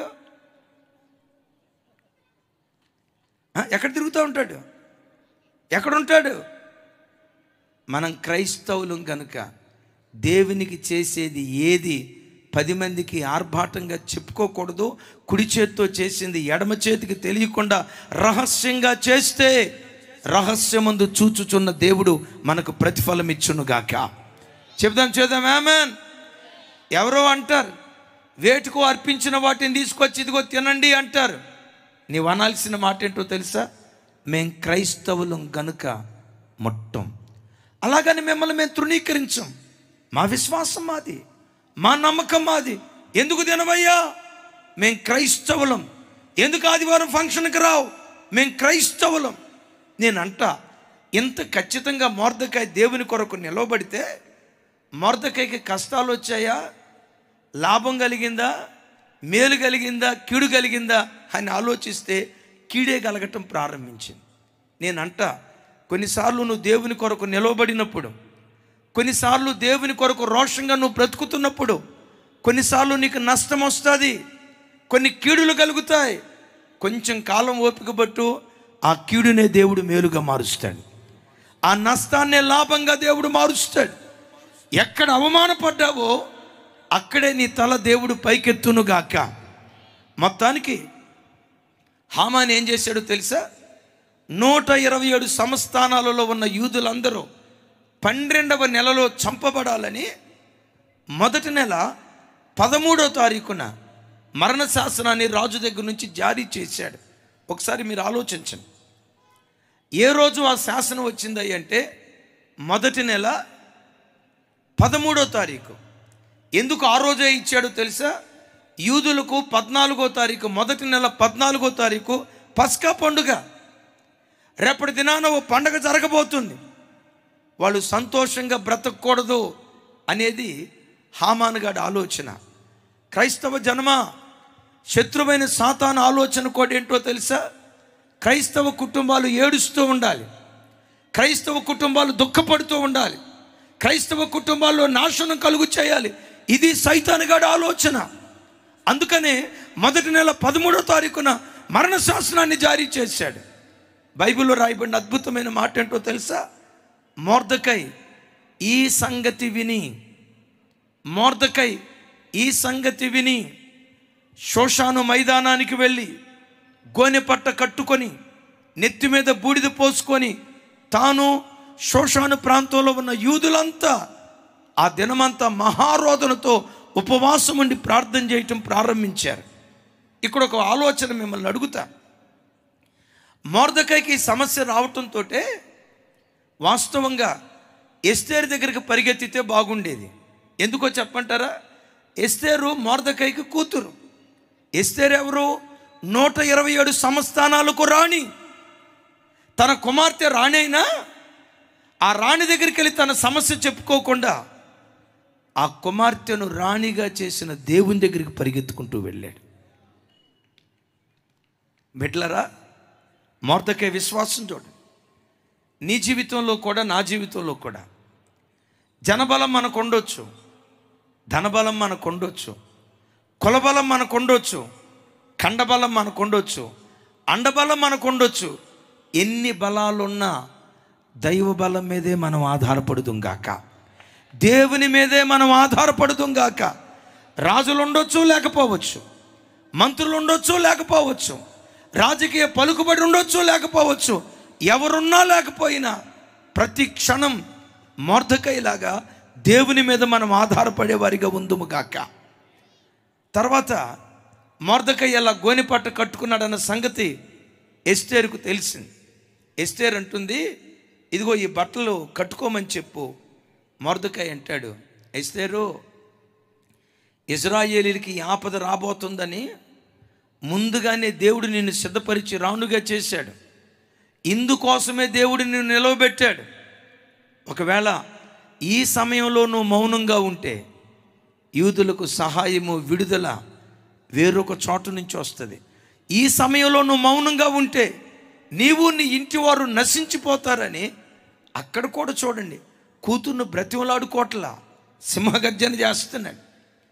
అమ్మా, నువ్వు లేకపోతే మాకు దిక్కు లేదమ్మా, నువ్వు లేకపోతే మాకు ఆధారం లేదమ్మా, శరణు తల్లి, మహాశరణు తల్లి శరణని కాళ్ళ మీద సాగిలిపడి బ్రతిమలాడుకోట్లా. ఏమంటాడు తెలుసా? దేవుడు ఈ సమయం కొరకే నిన్ను రాణిగా నిలవబెట్టాడు. మౌనంగా ఉండొద్దు, నువ్వు చేయాల్సింది చేయి. ఒకవేళ నువ్వు మౌనంగా ఉంటే ఇశ్రాయేలులకు విడుదల, విమోచన వేరొక చోటు నుంచి వస్తుందని ఎంత ధైర్యంగా మాట్లాడాడో చూడండి. ఈ వాక్యం వింటున్న బిడ్డలారా, అప్పుడు ఎస్తేరు ఏమందో తెలుసా? అయ్యా, నా భర్తను కలిసి ఇప్పటికి కొన్ని రోజులు అవుతుంది, రాజు పర్మిషన్ లేకుండా భర్త అయినా కలవటానికి వీల్లేదు. ఓ మాట, నేను 3 రోజులు నా కన్యకలతో కలిసి 3 రోజులు ఉపవాసం ఉంటాను. నీవు షోషాను కోటలో ఆయా ప్రాంతాల్లో ఉన్న యూదులందరినీ 3 రోజులు ఉపవాసం ఉండమని చెప్పండి. ఉపవాసం ఉన్న తర్వాత నా భర్తతో మాట్లాడటానికి వెళ్తాను అని చెప్పింది. ఒక మాట అడుగుతా, భర్తను కలవటానికి వెళ్ళే ముందు చెప్పండి, ఎస్తేరు ఏం చేసిందట? 3 దినాలు ఉపవాసం ఉండి ప్రార్థన చేసింది. అమ్మ, మిమ్మల్ని అడుగుతాను, మీ భర్తను ఏదన్నా అడగాలంటే అడిగే ముందు 3 రోజులు ఉపవాసం ఉండి అడుగుతారా? అవసరం వచ్చిన వెంటనే టకమని అడుగుతారా? కదా, టకమని అడుగుతాం. ఎందుకో చెప్పంటారా? పురుషుడు ప్రపంచం అంతా జయించిన భార్య దగ్గరికి వచ్చేసరికి డూడు బసవన్నే. ఎంత గొప్ప భర్త అయినా, ఎంత గొప్ప బలాఢ్యుడైనా, అది ఎంఎస్ పాల్ గారు కానీ, ఏఎస్ పాల్ గారు కానీ, బిఎస్ పాల్ గారు కానీ, చివరికి ఏ మనిషి అయినా ప్రపంచం అంతటి ఎదుట పులే. ఒకరోజు ఒక తల్లి అందంట, మా ఓడు పెళ్ళి కాక మునుపు పులయ్యా, ఆడు పెళ్ళైన తర్వాత పిల్లి అయిపోయాడయ్యా, అది ఏం చేసిందో ఏమో అని అంటా ఉంటే అక్కడ 10 మంది బ్రదర్స్ అంటారంట, మీ అబ్బాయే కాదులే అమ్మా, మేము కూడా అదేలే అన్నారంట. జనన్న అవునా కాదా? బయట ఎక్కడైనా పులే, కానీ హోమ్ డిపార్ట్మెంట్కి వచ్చేసరికి ఎవరైనా తలంచాల్సిందే. ఓ మాట అడుగుతా, టకామని సమాధానం చెప్పండి. ఒరే, నా వైపు చూడరు తల్లి, ఆడోళ్ళకి ధైర్యం ఎక్కువ, మగోళ్ళకి ధైర్యం ఎక్కువ? ఎవరికి ధైర్యం ఎక్కువ చెప్పండి? మా బ్రదర్స్ని అడుగుతా, అన్న, అక్కోళ్ళకి ధైర్యం ఎక్కువ, మనకి ఎక్కువ ధైర్యమా? అక్కకే ధైర్యం ఎక్కువ అని మా పాస్టర్ గారే చెప్తున్నాడు. నిజమే, అక్కోళ్ళకే ధైర్యం ఎక్కువ. బ్రదర్ ఏదైనా కొనాలంటే కంపల్సరీగా హోమ్ డిపార్ట్మెంట్కి ఫోన్ చేసిన తర్వాతే కొంటాడు. ఫోన్ చేసి డెఫినెట్గా అడుగుతాడు, కాంతం ఫ్రిడ్జ్ కొందాం అనుకుంటున్నాను, కొనమంటావా? కొనమంటే కొంటాడు, వద్దంటే ఆగిపోతాడు. మీరున్నారు చూసారా, అడగకుండానే కొనేస్తాడు. కొనేసిన వారం రోజుల తర్వాత చెప్తారు, అసలమ్మా మీకుండే ధైర్యం ఇంకెవరికి ఉండదు. యేసు ప్రభు తర్వాత అంత ధైర్యం ఎవరికైనా ఉందంటే దేవుని మహా గొప్ప కృప స్త్రీలకే ఉంది. హల్లెలూయా చెబుదాం, హల్లెలూయా. ఇప్పుడు నేను అంటా, తన భర్త దగ్గరికి వెళ్ళి మాట్లాడటానికి స్వతంత్రం లేదా? 3 రోజులు ఉపవాసం ఉండాలా? ఎందుకు ఉండాలో తెలుసా? రాజు హృదయం యెహోవా చేతిలో నీటి కాలువ అని దేవుని వాక్యంలో రాయబడింది. తన చిత్తవృత్తి చొప్పున హృదయాన్ని ఆయన త్రిప్పుతాడని లేఖనాల్లో రాయబడింది. హృదయాన్ని మెత్తనపరచడం దేవుని చేతిలో ఉంది, కఠినపరచడం దేవుని చేతిలో ఉంది. తన భర్త రాజైన రాజు మీద ఎస్తేరు ఆధారపడకుండా రారాజు అయిన దేవుని మీద ఆధారపడింది. చెబుదాం ఆమేన్. ఆ దినమంతా ఉపవాసం ఉండి ప్రార్థన చేసింది. అద్భుతం తెలుసా, ఏ రాజు మరణ శాసనాన్ని జారీ చేశాడో అదే రాజు మరణ శాసనాన్ని రద్దు చేసి జీవశాసనాన్ని ఆ దేశంలో ప్రవేశపెట్టాడు. ఎస్తేరు మొర్దెకై 127 సంస్థానాలకు ఎస్తేరు రాణి, 127 సంస్థానాలకు మొర్దెకై ప్రధానిగా ఊరేగించబడ్డాడు. ఆ బూడిదలో నుంచి వాళ్ళని లేవనెత్తింది ఏదో తెలుసా? ఉపవాస ప్రార్థన. అయ్యా అమ్మా, ఓ దైవజనుడిగా దేవుని ప్రతినిధిగా చెప్తున్నాను, ఒకవేళ బ్రతుకు బూడిదైపోయిందేమో, సంసారం పూర్తిగా చితికిపోయిందేమో, మంచి దినాలు వస్తాయి అని చెప్పుకునే ధైర్యం లేదేమో, కళ్ళ ముందు పిల్లల జీవితాలు బూడిద, ఆత్మీయ జీవితం బూడిద, ఆరోగ్య విషయం బూడిద, మంచి దినాలు వస్తాయని చెప్పుకోవటానికి అవకాశం లేకుండా కళ్ళ ముందు బూడిదే కనపడుతుందేమో. పర్వాలేదు, నిరీక్షణతో వారానికి 1 రోజు ఉపవాసం ఉండు. అవకాశం ఉంటే వారానికి 2 రోజులు ఉపవాసం ఉండు. అవకాశం ఉంటే వారానికి ఒకసారి దేవుని సన్నిధిలో కడుపు చంపుకొని ఉపవసించి ప్రార్థన చేయి. ఆ ఉపవాస ప్రార్థన ద్వారా నీ కుటుంబంలో దేవుడు ఉజ్జీవాన్ని పుట్టించడం ప్రారంభిస్తాడు. నీ ఉపవాస ప్రార్థనను దేవుడు చూసి, ఉపవసించి నువ్వు కార్చే కన్నీటి చుక్కలను దేవుడు చూసి, ఆ ఉపవాసంలో నుండే ఒక గొప్ప ఉజ్జీవాన్ని దేవుడు పుట్టించునుగాక. అద్భుతం. దైవజనులు డేవిడ్ గారు నా దగ్గరకు వచ్చి అడిగినప్పుడు నేను చెప్పాను, అయ్యా ఈ కొద్ది రోజుల్లో మీరు చేయగలరా? జహీరాబాద్ ప్రాంతంలో ఇంత పెద్ద మీటింగ్ ఈ కొద్ది రోజుల్లో మీరు చేయగలరా అన్నాను. ఆయన టకమని చెప్పిన మాట ఏంటో తెలుసా?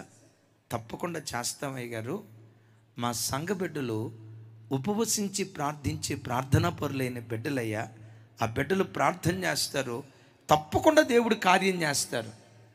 డేట్ ఇచ్చాం. డేట్ ఇచ్చింది మొదలుకొని, ఈ గ్రౌండ్ పర్మిషన్ ఇచ్చిన దినం మొదలుకొని వాళ్ళ సంఘ బిడ్డలు అటండి రోజు ఉదయం మైదానానికి వచ్చి మైదానం అంతా తిరుగుతూ ప్రార్థించేవాళ్ళట.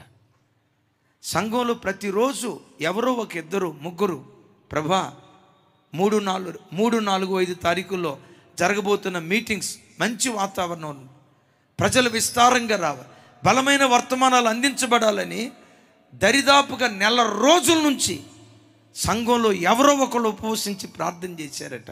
దైవ సేవకులు మీరు అందరూ కూడా ప్రార్థన చేసి ఉంటారు. నేను నమ్ముతున్నా ఆ ప్రార్థన ప్రతిఫలమే ఈ మీటింగ్స్ ఎంత దీవెనకరంగా జరగటానికి దేవుడు కృప చూపించాడు. ఏ ట్రాన్స్పోర్టేషన్ ఎవ్వరికి రూపాయి ఇవ్వలేదు. ఇదిగో మీ ప్రాంతం నుంచి ఆటోలు వేసుకొని వస్తే ఆటో ఛార్జీలు ఇస్తాం,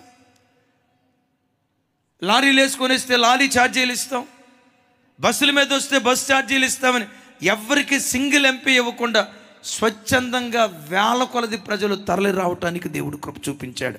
కారణం ఏంటో చెప్పంటారా? ఉపవాస ప్రార్థన ఎక్కడ జరుగుతుందో, ఉపవాస ప్రార్థన జరిగే స్థలాలలో ఒకవేళ అది బూడిదగా మిగిలిపోయిన బూడిదలో నుండి ప్రతి సృష్టిని దేవుడు సృష్టించడం ప్రారంభిస్తాడు. అయిలారా, ఒకటి పశ్చాత్తాపం, నిరీక్షణకు ఆధారాన్ని దేవుడు కలుగు చేస్తాడు. రెండవది ఉపవసించి ప్రార్థన చేయటం, నిరీక్షణకు ఆధారం కలుగు చేస్తాడు. మూడవది బూడిద. అతడు నిరీక్షణకు ఆధారం కలుగునట్లు బూడిదలో మూతి పెట్టుకోవాలి. ఈ మాటకున్న అర్థం ఏంటో తెలుసా? బూడిద సంపూర్ణ సమర్పణకు గుర్తు. సంపూర్ణ సమర్పణకు ఎలాగో చెప్పంటారా? పాత నిబంధనలో దహన బలి అనే ఓ బలి ఉండేది. ఆ దహన బలి నిమిత్తం గొర్రెనో, పొటేలునో, మేకనో, ఎద్దునో, పావురాన్నో బలిపీఠం దగ్గరికి తెచ్చిన తర్వాత యాజకుడు ఏం చేసేవాడు అంటే, మొదట దానిని చంపి దాని చర్మాన్ని ఒలిచి దాని అవయవాలను విడదీసి దాని తలను, దాని కాళ్ళను, దాని అవయవాలను బలిపీఠపు కట్టెల మీద పేర్చి అగ్నితో వెలిగించి ఆ అగ్నితో కట్టెల మీద కాలుస్తాడు. కాల్చి కాల్చి కాల్చి కాల్చి పూర్తిగా బూడిదైపోయిన తర్వాత, అద్భుతం చూడండి, పూర్తిగా బూడిదైపోయిన తర్వాత యాజకుడు వేరే వస్త్రాలు ధరించి ఆ బూడిదను కొండలో ఎత్తుకొని ఆ బూడిదను పాళెము వెలుపలికి తీసుకొని వెళ్తున్నట్లుగా పరిశుద్ధ లేఖనాల్లో చూస్తున్నాం. దేవుడు ఇక్కడ అంటాడు, ఆ బూడిదలో మీరు మూతి పెట్టుకోండి. ఏ బూడిద? సంపూర్ణ సమర్పణ అనేటువంటి బూడిద. క్రైస్తవ జనమా, ఈ లోతైన మాటలు మీరు వినండి, నేను త్వరగా ముగించబోతున్నాను. బలిపీఠం దగ్గరికి బలి పశువు తేబడింది. ఆ బలిపీఠం ఎవరై అంటే 2000 సంవత్సరాల క్రితం మనందరి పాపము నిమిత్తం బలి అయిపోయిన యేసు క్రీస్తు వారే ఆ బలిపీఠం.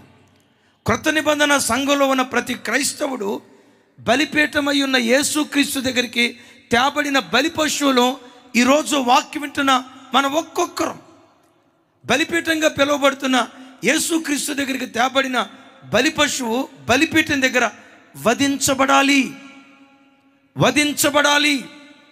చంపబడాలి. అది బ్రతికొండకుండా అది పూర్తిగా చంపబడినదై బలిపీఠం ఎక్కాలి. అంటే చంపబడాలి అంటే ఏం చంపబడాలి? శారీరకంగా చంపబడాలని కాదు, కానీ కొలస్సీ పత్రికలో అపోస్తులైన పౌలు గారు మాట్లాడుతూ ఇలా అంటాడు. చూడండి ఆ మాటలు, కొలస్సీలకు రాసిన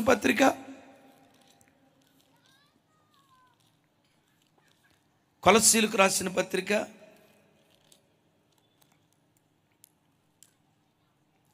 3వ అధ్యాయం 5వ వచనం నుంచి 8వ వచనం వరకు నేను చదువుతాను. కొలస్సీలకు రాసిన పత్రిక 3వ అధ్యాయం 5వ వచనం నుంచి నేను చదువుతాను. కొంచెం నాతో కలిసి చెప్పడానికి ప్రయత్నం చేయండి. కావున భూమి మీద ఉన్న మీ అవయవములను అనగా జారత్వమును, అపవిత్రతను, కామాతురతను, దురాశలను, విగ్రహారాధనైన ధనాపేక్షను చంపివేయుడి. చెప్పండి, ఏం చేయాలి? అణుచుకోండి అని అనలేదు, కంట్రోల్ చేసుకోండి అని అనలేదు. కరాఖండిగా దేవుడు ఏం చెప్తాడంటే చంపివేయండి. ఏం చంపాలి? నీలో ఉన్న జారత్వం. ఏం చంపాలి? నీలో ఉన్న అపవిత్రత. ఏం చంపాలి? నీలో ఉన్న కాముకత్వం. ఏం చంపాలి? విగ్రహారాధనైన ధనాపేక్ష. క్రీస్తు బలిపీఠం చేరిన తర్వాత వాటిని అణచటం కాదు, చంపాలి. ఇంకేం చంపాలి? ఇంకేం విసర్జించాలి? తర్వాత చెప్తాడు చూడండి. వాటి వలన దేవుని ఉగ్రత అవిధేయుల మీదకి వచ్చును. పూర్వము వాటి మధ్య మీరు జీవించినప్పుడు మీరును వీటిని అనుసరించి నడుచుకుంటిరి. 8 ఇప్పుడైతే మీరు కోపము, ఆగ్రహము, దుష్టత్వము, దూషణ, మీ నోట బూతులు అను వీటన్నిటినీ చెప్పండి, వీటన్నిటినీ విసర్జించండి మాట్లాడుతున్నాడు. సంగమా, ఒకసారి ఆలోచించండి. వాటినేమో చంపాలి, వీటినేమో విసర్జించాలి. వాటిని చంపాలి. సంఘానికి వచ్చిన ప్రతి బిడ్డ జీవితంలో కోపం చావాలి, విసర్జించాలి. మానవావేశాలు చావాలి, విసర్జించాలి. దుడుకుతనం చావాలి, విసర్జించాలి. ఈరోజు చూడండి, క్రీస్తు బలిపీఠాన్ని చేరిన ప్రతి క్రైస్తవుడు చచ్చినవాడిగా, పాపం విషయంలో చచ్చినవాడిగా, కోపం విషయంలో చచ్చినవాడిగా క్రీస్తుకు తాను సమర్పించుకునేవాడై ఉండాలి. చచ్చినవాడు ఎలా ఉంటాడో చెప్తా. ఒకసారి చూడండి. చచ్చిన పాము ఉంది, ఆ పాము చచ్చిపోయింది. చచ్చిపోయిన పామును మనం తొక్కుతూ ఉన్నాం అనుకోండి. చూడండి, చచ్చిపోయిన పామును దొక్కుతూ ఉన్నాం అనుకోండి. చచ్చిపోయిన పాము ఏం చేస్తుంది? ఏమీ చేయదు, అస్సలు కదలతాం. నేనంట అది సచ్చిందిలే అని బతికున్న పామును దొక్కితే జస్ట్ ముద్దు పెట్టుకుని వదిలిపెడతాడు అంతే. ఇక తర్వాత మాటలు ఉండవు. బతికిన పామును దొక్కు, కస్సుమని కాటేస్తుంది. క్రీస్తు బలిపీఠాన్ని చేరిన క్రైస్తవుడు కోపం విషయంలో, మానవ ఆవేశాల విషయంలో చచ్చిన వాడిగా దేవుని సన్నిధిలో బ్రతికేటువంటి వాడిగా బ్రతుకుతూ ఉంటే ఆ బూడిదలో నుండి దేవుడు జీవాన్ని పుట్టించడం ప్రారంభిస్తాడు. ఈరోజు చూడండి, ఎక్కువ శాతం కొన్ని చోట్ల సంఘాల్లో గొడవలు, కొట్లాట్లు, వివాదాలు, ఫుల్ ఫీట్ల మీదే కొట్లాడుకునేటువంటి వ్యక్తులు, సంఘాలలో విపరీతమైన వివాదాలు, ఎక్కడ చూసినా గొడవ గొడవ గొడవ గొడవ. ఎందుకో చెప్పమంటారా? వీళ్ళు క్రీస్తు బలిపీఠాన్ని చేరారు, కానీ చచ్చిన స్థితిలో వాళ్ళు బ్రతకట్లా. సంఘానికి వచ్చి ఎందుకు కొట్లాడుతున్నారు? ఎందుకు వివాదాలు అవుతున్నాయి? ఆ మధ్య ఒక విచిత్రం, ఆ దైవజనుడు సంఘం అంతటికి ప్రేమ విందు ఏర్పాటు చేయాలని ఆ ప్రేమ విందులో మాంసం పెట్టాడట. అద్భుతం, మొక్కల దగ్గర గొడవై సంఘం 3 ముక్కలైపోయిందంట. విన్నారా ఈ మాట? మొక్కల దగ్గర గొడవై సంఘం 3 ముక్కలైపోయిందట. ఎట్లా? ఆ వడ్డించేవాడు వడ్డించుకుంటా వెళ్తూ ఉంటే ఇక్కడ కూర్చున్న ఒక ఆయనకంట 3 ముక్కలే వేసాడట. ఎదుటోడికి 9 ముక్కలు వేసాడట, ఇటు పక్కోడికి 7 ముక్కలు వేసాడట, ఇటు పక్కోడికి 12 ముక్కలు వేసాడట, ఈయనకు మాత్రం 3 ముక్కలే వేసాడట. అంటే మనోడు కూర్చొని మొక్కలు లెక్క పెట్టుకుంటున్నాడు, ఆడికెన్ని మొక్కలు, ఈడికెన్ని మొక్కలు, ఈడికెన్ని మొక్కలు. ఆ మొక్కల దగ్గర సంఘంలో గొడవ అయ్యండి, సంఘం 3 ముక్కలైపోయింది. ఎందుకు గొడవ అయిపోయిందో చెప్పమంటారా? చచ్చిన అనుభవాల్లో దేవుని బిడ్డలు లేక. క్రైస్తవ జనమా, క్రీస్తు బలిపీఠాన్ని చేరిన తర్వాత ప్రతి మనుష్యుడు బలిపీఠం దగ్గర చంపబడాలి. నీ కోపం, నీ ఆవేశం, నీ తొందరపాటుతనం, నీ దుడుకుతనం, ఇదంతా చంపబడి క్రీస్తు బలిపీఠం మీద పెట్టిన తర్వాత అక్కడ రాసి ఉంటుంది, దాని అవయవములన్నీ ఏవేవండి? దాని అవయవములన్నీ బలిపీఠం మీద పెట్టి అగ్నితో కాలుస్తూ ఉండాలి. ఇదంతా చేయాల్సింది ఎవరో తెలుసా? యాజకుడు చేయాలి. ఏం చేయాలి యాజకుడు? ఈ మాంసాన్ని బలిపీఠం మీద పెట్టి అగ్నితో కాల్చాలి, రాత్రంతా కాల్చాలి. ప్రతి దైవజనుడు చేయాల్సిన పని, సంఘానికి విశ్వాసులు వచ్చిన తర్వాత, క్రీస్తు అనే బలిపీఠాన్ని చేరిన తర్వాత ఆ బలి పశువును బలిపీఠం మీద పెట్టి వాక్యమనే అగ్నితో కాలుస్తూ రావాలి. పరిశుద్ధాత్మ అనే అగ్ని చేత ప్రతి క్రైస్తవుడు తన బ్రతుకులో కాల్చబడుతూ ఉండాలి. వాక్యం చేత సంఘములో ప్రతి బిడ్డ కాల్చబడుతూ ఉండాలి. విచిత్రం చూడండి, ఈ బలిపీఠం మీద కొన్ని మాంసపు ముక్కలు పెట్టి కాలుస్తూ ఉంటే కొన్ని కొవ్విన ముక్కలు ఉంటాయి, చూసారా? కొవ్విన ముక్కలు ఆ కాల్చబడేటప్పుడు ఆ బలిపీఠం మీద నుండి ఎగిరి నేల మీద పడతాయి. యాజకుడు ఏం చేయాలో తెలుసా? ఓపికతో ముండ్ల గరిట తీసుకొని కింద పడినటువంటి ఆ మాంసపు ముక్కను ముళ్ళుతో గుచ్చి మరలా బలిపీఠం మీద పెట్టి కాల్చి వాక్యమనే అగ్ని చేత, పరిశుద్ధాత్మని అగ్ని చేత కాల్చి దాన్ని పూర్తిగా బూడిద చేసేటువంటి వాడిగా ఉండాలి. దైవజనమా, మీరు ఏ సంఘాలకు వెళ్తున్నారో నాకు తెలియదు. ఒక మాట, దైవజనుడు నిలవబడి వాక్యం ప్రకటించేటప్పుడు ఆ వాక్యం అగ్ని కణములాగా మిమ్మల్ని తాకునుగాక. ఆ వాక్యం అగ్ని కణములాగా మిమ్మల్ని తాకునుగాక. వాక్యం చేత కాల్చబట్టడానికి మిమ్మల్ని మీరు అప్పగించుకోండి. వాక్యం చేత దిద్దుబాటు చేయబట్టడానికి. ఇందాక చెప్పే కదా, కొన్ని మొక్కలు బలిపీఠం మీద నుండి ఎగిరి నేల మీద పడతాయి. యాజకుడు ఏం చేస్తాడో తెలుసా?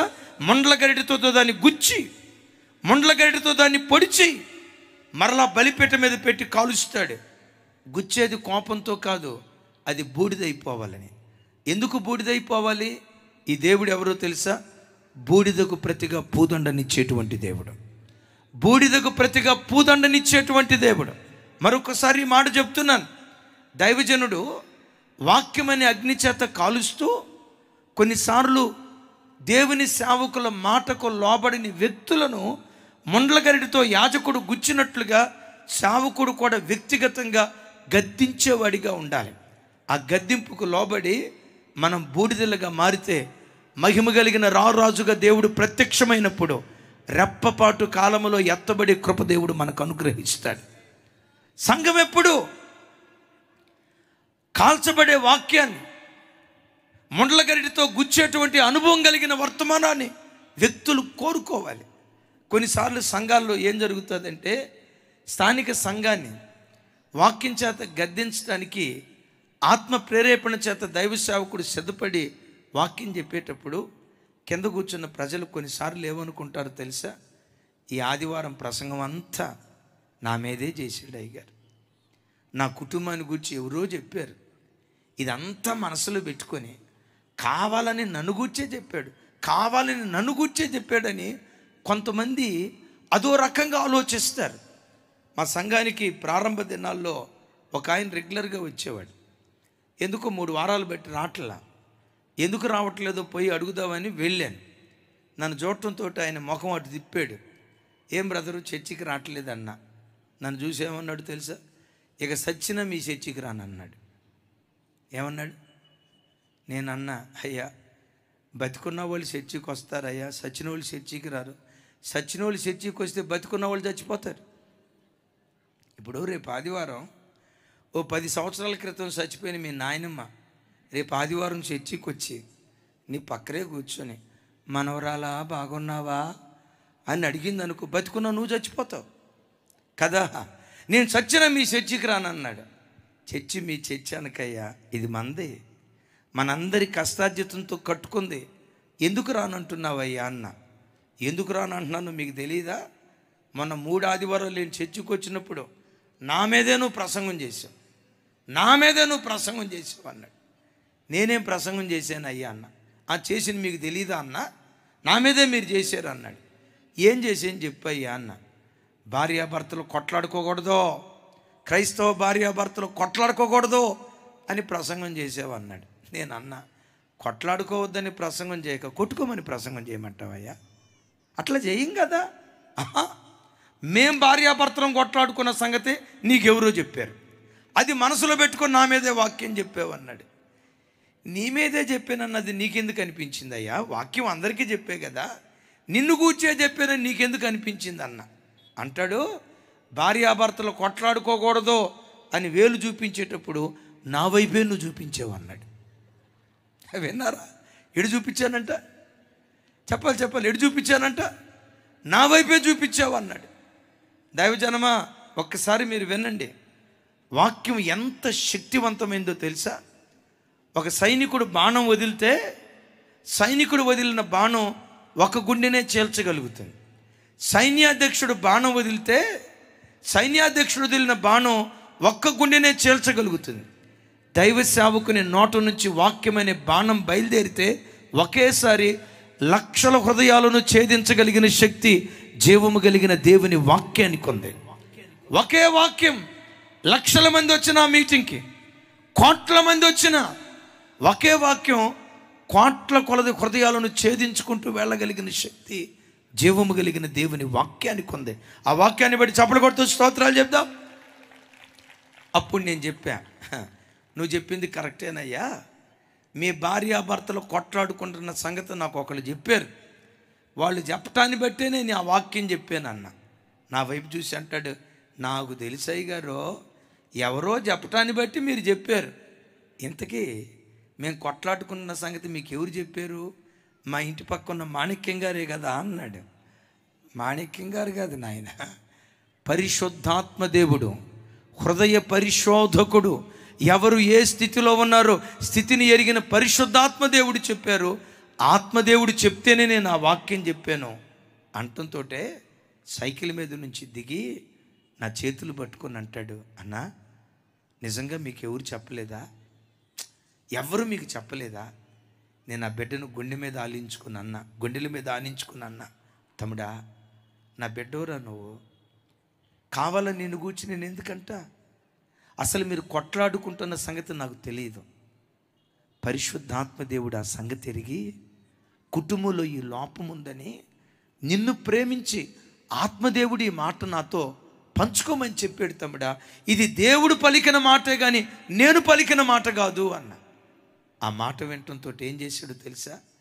పశ్చాత్తాపడి ఏడుస్తా, అన్నా ఎందుకో మా భార్యాభర్తల మధ్య పదే పదే గొడవ అవుతుందన్నా, మేము సమాధానంగా బ్రతికేటట్లుగా మా కొరకు ప్రార్థన చేయండి అన్న. ప్రార్థన చేశాం. ఆ తర్వాత ఆదివారం మందిరానికి రావటం ప్రారంభించారు. ఈరోజు పరిస్థితి చెప్పంటారా?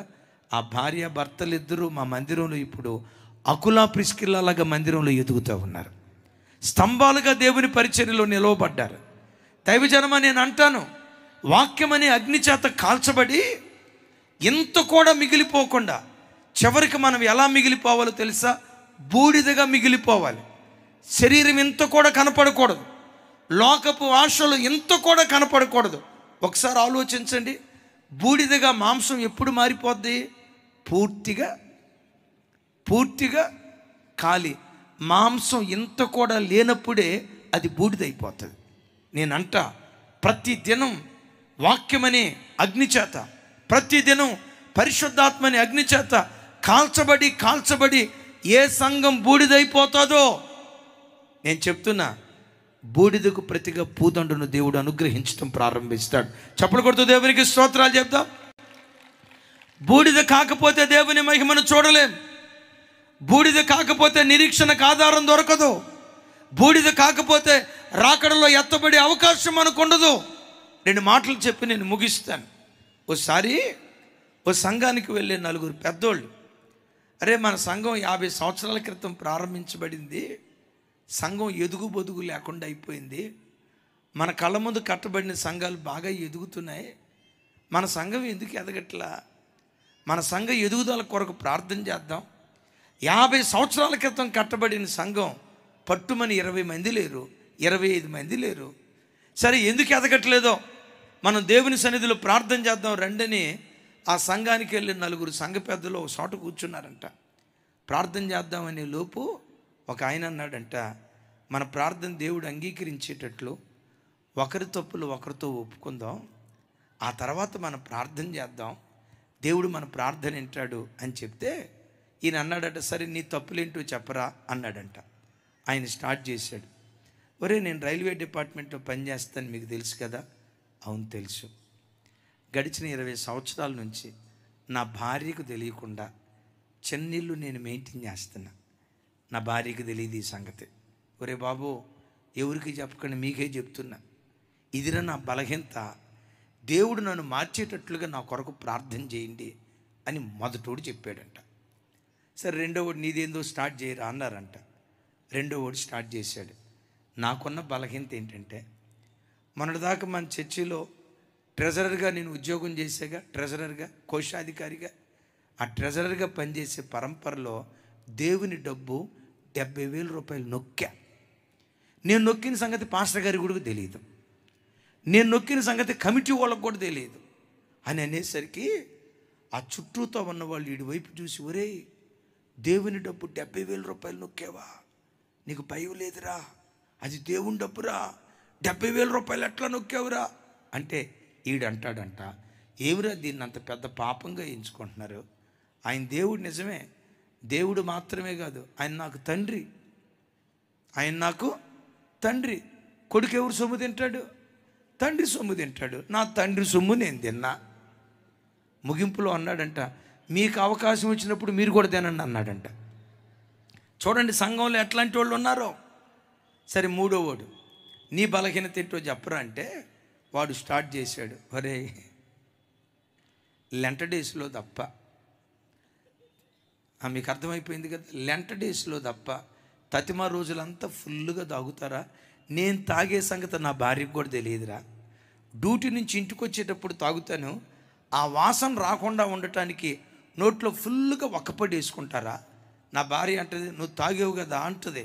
నేను పిలిచంట, ఇదిగో కావాలంటే వాసన చూడు అంటాడంట. అది ఒక్కపడో ఏ వాసనో అర్థం కాక మా ఆయన అబ్బో భలే భక్తి కలిగినోడు అని అనుకుంటుందిరా. గడిచిన 20 సంవత్సరాలు బట్టి నాకు తాగుడు అలవాటు ఉంది, లెంట డేస్లో మాత్రం తాగను, లెంట డేస్లో ముట్టుకోను. ఆ 40 రోజులు తాగను, కానీ 41వ రోజు 40 రోజుల వారా ఒకే రోజు తాగేస్తారా? ఇదిరా నాకున్న బుద్ధిహీనత, నేను మారేటట్టు ప్రార్థన చేయండి అని మూడోవాడు చెప్పాడు. ఇక ముగ్గురు కలిసి నాలుగోవాడి వైపు చూశారు. అద్భుతం తెలుసా, నాలుగోవాడు అక్కడ లేడు, వాడు పారిపోతున్నాడు. ఆడి వైపు చూశారు. వీళ్ళు అనుకుంటున్నారు, ఒరే వీళ్ళు మన గుట్టు అంతా అయ్యున్నాడు, వాడు గుట్టు చెప్పకుండా పారిపోతున్నాడు ఏంటి అని చెప్పి వాడిని పిలుస్తున్నారు, రే ఇట్రా అంటే వాడు ఆగట్లా. ఒరే నువ్వు పోతే పోయేవురా, నీ బలహీనత ఏంటో చెప్పి పోరా, మా గుట్టు అంతా ఎన్నో ఇప్పుడు మా బతుకులు బస్టాండ్ అయిపోతే, నీకున్న బలహీనత ఏంటో చెప్పరా అంటే వాడు పరిగెత్తుతా అంటాడంట, అయ్యా నాకు ఒక బలహీనత ఉంది, నాకేదైనా ఒక సంగతి తెలిస్తే 10 మంది చెవుల్లో ఊదేదాకా నా ఆయాసం పాయాసం అయిపోతాయ్యా, నేను ఆగలేనయ్యా అని పారిపోతూ ఉంటా. వీళ్ళు అంటారంట, ఒరే మా బలహీనత కంటే నీ బలహీనత ఇంకా దుర్మార్గంగా ఉందిరా, ఒరే ఆగరా అంటే అంటాడంట. ఆగుతా, 10 మంది చెవుల్లో ఊదిన తర్వాత ఆగుతాను అన్నాడంట. ఎందుకు ఈరోజు సంఘాలు ఎదగట్లా? ఎందుకు ఎదగట్లా? బూడిదగా మార్చబడిన వ్యక్తులు ఉంటున్నారు. ఇంకా బూడిద కాల, కోపాలు కోపాలే, ఆవేశాలు ఆవేశాలే. అద్భుతం, అత్త కోడలు ఇద్దరు చర్చికి వస్తారు, కోయిర్లో నిలవబడతారు, అద్భుతంగా పాట పాడతారు. ఇంటికి వెళ్ళిన తర్వాత కూడా అద్భుతంగా తిట్టుకుంటారు. ఇదొక కృప కొంతమందికి. ఎందుకు ఈ పరిస్థితి? కాల్చబడలేదు. క్రైస్తవ సంఘమా, సంఘం క్రీస్తు బలిపీఠాన్ని చేరిన తర్వాత, యేసు క్రీస్తు అనే బలిపీఠాన్ని చేరిన తర్వాత, వాక్యం అనే అగ్ని చేత కాల్చబడి, పరిశుద్ధాత్మ అనే అగ్ని చేత కాల్చబడి సంఘం బూడిదైపోవాలి, బూడిదైపోవాలి, బూడిదైపోవాలి. బూడిదైతే ఏం జరిగిద్దో ఈ ఒక్క మాట చదివి నేను ప్రార్థన చేస్తాను. లేవియాకాండం చూడండి ఒకసారి, 6వ అధ్యాయం. లేవియాకాండం 6వ అధ్యాయం ఒకసారి చూడండి అన్నమాట. 6వ అధ్యాయం 9వ వచనం నుంచి 11వ వచనం వరకు నేను చదువుతాను. నాతో కలిసి అందరూ ఈ మాటలు చెప్పడానికి ప్రయత్నం చేయండి. లేవియాకాండం, ఎస్, ఒకసారి అందరూ మీ బైబిల్ తెరిచి చూడండి. 6వ అధ్యాయం నాతో కలిసి. నీవు అహరోనుతోనూ, పెద్దగా అహరోనుతోనూ అతని కుమారులతోనూ ఇట్లనుము, ఇది దహన బలిని గూర్చిన విధి. దహన బలి ద్రవ్యము ఉదయము వరకు రాత్రంతయు బలిపీఠ మీద దహించుచుండవలెను. బలిపీఠ మీద అగ్ని దానిని దహించుచుండవలెను. ఇక్కడ ఆగుదాం. 9వ వచనం నాతో కలిసి ఒకసారి నా వైపు చూసి నాతో కలిసి మాట చెప్పడానికి ప్రయత్నం చేయండి. దహన బలి ద్రవ్యము ఉదయము వరకు రాత్రంతయు బలిపీఠ మీద దహించుచుండును. బలిపీఠ మీద అగ్ని దానిని దహించుచుండును. ఒకసారి మిమ్మల్ని అడుగుతాను, బలిపీఠ మీద పెట్టబడిన దహన బలి ద్రవ్యం, బలిపీఠ మీద పెట్టబడిన దహన బలి ద్రవ్యం ఎప్పటి వరకు కాల్చబడుతూ ఉండాలట? ఉదయము వరకు అంటాడు. దాని ముందు రాత్రంతయు ఉదయము వరకు దహన బలి ద్రవ్యము బలిపీఠ మీద కాల్చబడాలి. ఉదయం వరకు అంటాడేంటి? రాత్రంతా అంటాడేంటి? ఉదయం వరకు అది కాల్చబడాలంటాడేంటి? రాత్రి దేని గుర్తో తెలుసా? ప్రస్తుతం మనం బ్రతుకుతున్న ఈ కాలం రాత్రి కాలం, ఇది చీకటి కాలం, సాతాను కబంధ హస్తాలలో లోకం నలిగిపోతున్నటువంటి కాలం. ఈ రాత్రి కాలంలో సంఘం ఏం కావాలి? వాక్యం అనే అగ్ని చేత, పరిశుద్ధాత్మని అగ్ని చేత కాల్చబడుతూ ఉండాలి. ఎంతవరకు కాల్చబడాలి? ఉదయం వరకు. నీతి సూర్యుడైన యేసుక్రీస్తు వారు మధ్యాకాశములో ప్రత్యక్షం కాబోయే ఆ రోజు వరకు సంఘం వాక్యం చేత కాల్చబడుతూ ఉండాలి.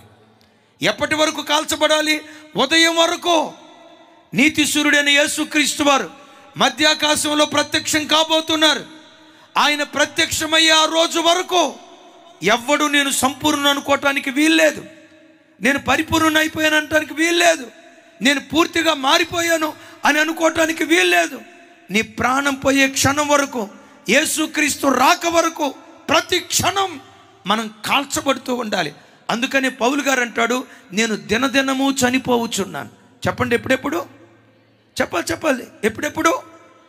నేను చనిపోయాం పాపం విషయంలో. చంపిన పాపం చచ్చిన స్థితిలోనే ఉండదు, మరలాది పుట్టుకొస్తుంది. ఈరోజు చంపావు, రేపు పుడుతుంది, రేపు చంపావు, ఎల్లుండి పుడుతుంది, ఎల్లుండి చంపావు, అవలెల్లుండి పుడుతుంది. బ్రతికిన కాలం అంతా, శరీరంతో ఉన్నంత కాలం పాపం నీలో పని చేస్తూనే ఉంటుంది. అందుకని ఏం చేయాలి? దినదినము వాక్యమని అగ్ని చేత మనం కాల్చబడేటువంటి వ్యక్తులుగా ఉండాలి. ఓ రోజు దైవజనుడు దర్శనాన్ని చూశాడట. దైవజనుడా, నీకు పాపాన్ని చూపిస్తున్నాను చూడు అని ఒక పామును చూపించాడట. ఆ పాము కాలి బూడిదైపోయినట్లుగా ఉందట. షేప్ మాత్రం పాము షేపే, కానీ చూస్తే బూడిదైపోయిందట. సేవకుడు అనుకున్నాడు, ఇది చచ్చిందిరా పాము, ఇది కాలి బూడిదైపోయిందిరా పాము, బూడిద తప్పితే ఏం కనపట్లేదురా అన్నట్లుగా ఆ బూడిదలాగా కనపడుతున్న పామును అలా పెట్టమని కొట్టాడట. కొట్టాడో లేదో ఆ పాము పుస్సమని దైవ సేవకుని కాటేయటానికి రాబోతుందట. అప్పుడు దేవుడు అంటున్నాడట, సేవక, చచ్చే ఆఖరి క్షణం వరకు పాపం నాలో చచ్చిపోయింది అనుకోకు. శరీరంతో ఉన్నంత కాలం పాపం చచ్చినట్లుగా ఉంటుంది, కానీ సమయం వచ్చినప్పుడు అది రంకెలేస్తుంది. సమయం వచ్చినప్పుడు నిన్ను కాటేయాలని ప్రయత్నం చేస్తుంది. సమయం వచ్చినప్పుడు నిన్ను శోధనలో పడేయాలని ప్రయత్నం చేస్తుంది. ఏం చెప్తావు ప్రభు? ఇంతకీ ఒక్కరోజు చంపటం కాదు, నన్ను చేరే ఆ రోజు వరకు దినదినము దినదినము దినదినము దినదినము వాక్యమని అగ్ని చేత, పరిశుద్ధాత్మని అగ్ని చేత నిన్ను నువ్వు కాల్చుకుంటూ మనం బూడిదలుగా మారుదుముగాక. అలా బూడిదలుగా మారితే ఉదయమైనప్పుడు ఏం జరిగిద్దో చూడండి. తర్వాత వచనాలు, లేవియాకాండం, తమ్ముడు లేవియాకాండం 6వ అధ్యాయం 10వ వచనం ఒకసారి చదవండి. నేను చదువుతాను, నాతో కలిసి చెప్పండి. యాజకుడు తన సన్న నార నిలువుటంగి తొడుగుకొని, తన మానమునకు తన నారలాగును తొడుగుకొని, బలిపేట మీద అగ్ని దహించు దహన బలి ద్రవ్యపు బూడిదను ఎత్తి, నాతో కలిసి ఎక్కడి నుంచి, బలిపీఠము నొద్ద దానిని పోసి, 11వ వచనం, తన వస్త్రములను తీసి వేరు వస్త్రములు ధరించుకొని పాళెము వెలుపలనున్న పవిత్ర స్థలమునకు ఆ బూడిదను తీసుకొని పోవలెను. ఒకసారి చప్పట్లు కొడుతూ స్తోత్రాలు చెప్దాం. ఇప్పుడు బలిపీఠం దగ్గర దహన బలి ద్రవ్యం కాలి బూడిదైపోయింది కదా. ఈ బూడిద కోసం యాజకుడు ఏం చేస్తాడో తెలుసా? వేరు వస్త్రాలు ధరించి, ఒకసారి చూడండి, ఏ వస్త్రాలు ధరించి? వేరు వస్త్రాలు ధరించి ఈ బలిపీఠం దగ్గరకు వచ్చి ఈ బూడిదను కొండలోకి ఎత్తుకొని ఆ కొండను భుజం మీద పెట్టుకొని పాళెము వెలుపట పరిశుద్ధ స్థలానికి తీసుకొని వెళ్తాడట. వింటున్నారు ఈ మర్మయుక్తమైన మాట? వేరు వస్త్రాలు ధరించి ఈ బూడిద దగ్గరకు వస్తాడు. ఈ బూడిదని ఎత్తుకొని కొండలో పోసుకొని పరిశుద్ధ స్థలానికి తీసుకొని వెళ్తున్నట్లుగా లేఖనాల్లో రాయబడి ఉంది. ఇక్కడ కనపడుతున్న యాజకుడు ఎవరో తెలుసా? మన ప్రధాన యాజకుడు ప్రభు అయిన యేసుక్రీస్తు వారు. మొదటిసారి లోకానికి వచ్చేటప్పుడు గొర్రెపిల్లగా వచ్చాడు. రెండవసారి రాబోయేటప్పుడు వేరు వస్త్రాలు ధరించి రాబోతున్నాడు. మొదటి రాకడలో గొర్రెపిల్లగా వచ్చాడు, రెండవ రాకడలో యోధా గోత్రపు కొదమ సింహంగా ఆయన రాబోతూ ఉన్నాడు. జీవులకు అంతిమ న్యాయాధిపతిగా ఆయన రాబోతూ ఉన్నాడు. మొదట వచ్చినట్లుగా దీనుడిగా రాడు, మొదట వచ్చినట్లుగా దాసుడిగా రాడు, మొదట వచ్చినట్లుగా గొర్రెపిల్లగా రాడు. యేసుక్రీస్తు రెండవ రాకడలో యోధా గోత్రపు కొదమ సింహంగా ఆయన రాబోతున్నాడు. కొదమ సింహంగా వచ్చి ఏం చేస్తాడో తెలుసా? ఎవరెవరైతే ప్రభు కొరకు బూడిదలైపోతారో, కాముకత్వాన్ని చంపుకొని, కోపాన్ని చంపుకొని, అసూయను చంపుకొని, ద్వేషాన్ని చంపుకొని, డాంబికత్వాన్ని చంపుకొని, గర్వాన్ని చంపుకొని, అహంభావాన్ని చంపుకొని, శరీరపు కోరికలన్నిటినీ చంపుకొని ఎవరైతే బూడిదగా మారిపోతారో ఆ బూడిదలను ఎత్తుకొని పరలోకమనే పరిశుద్ధ స్థలానికి దేవుడు తీసుకొని వెళ్ళబోతున్నాడు.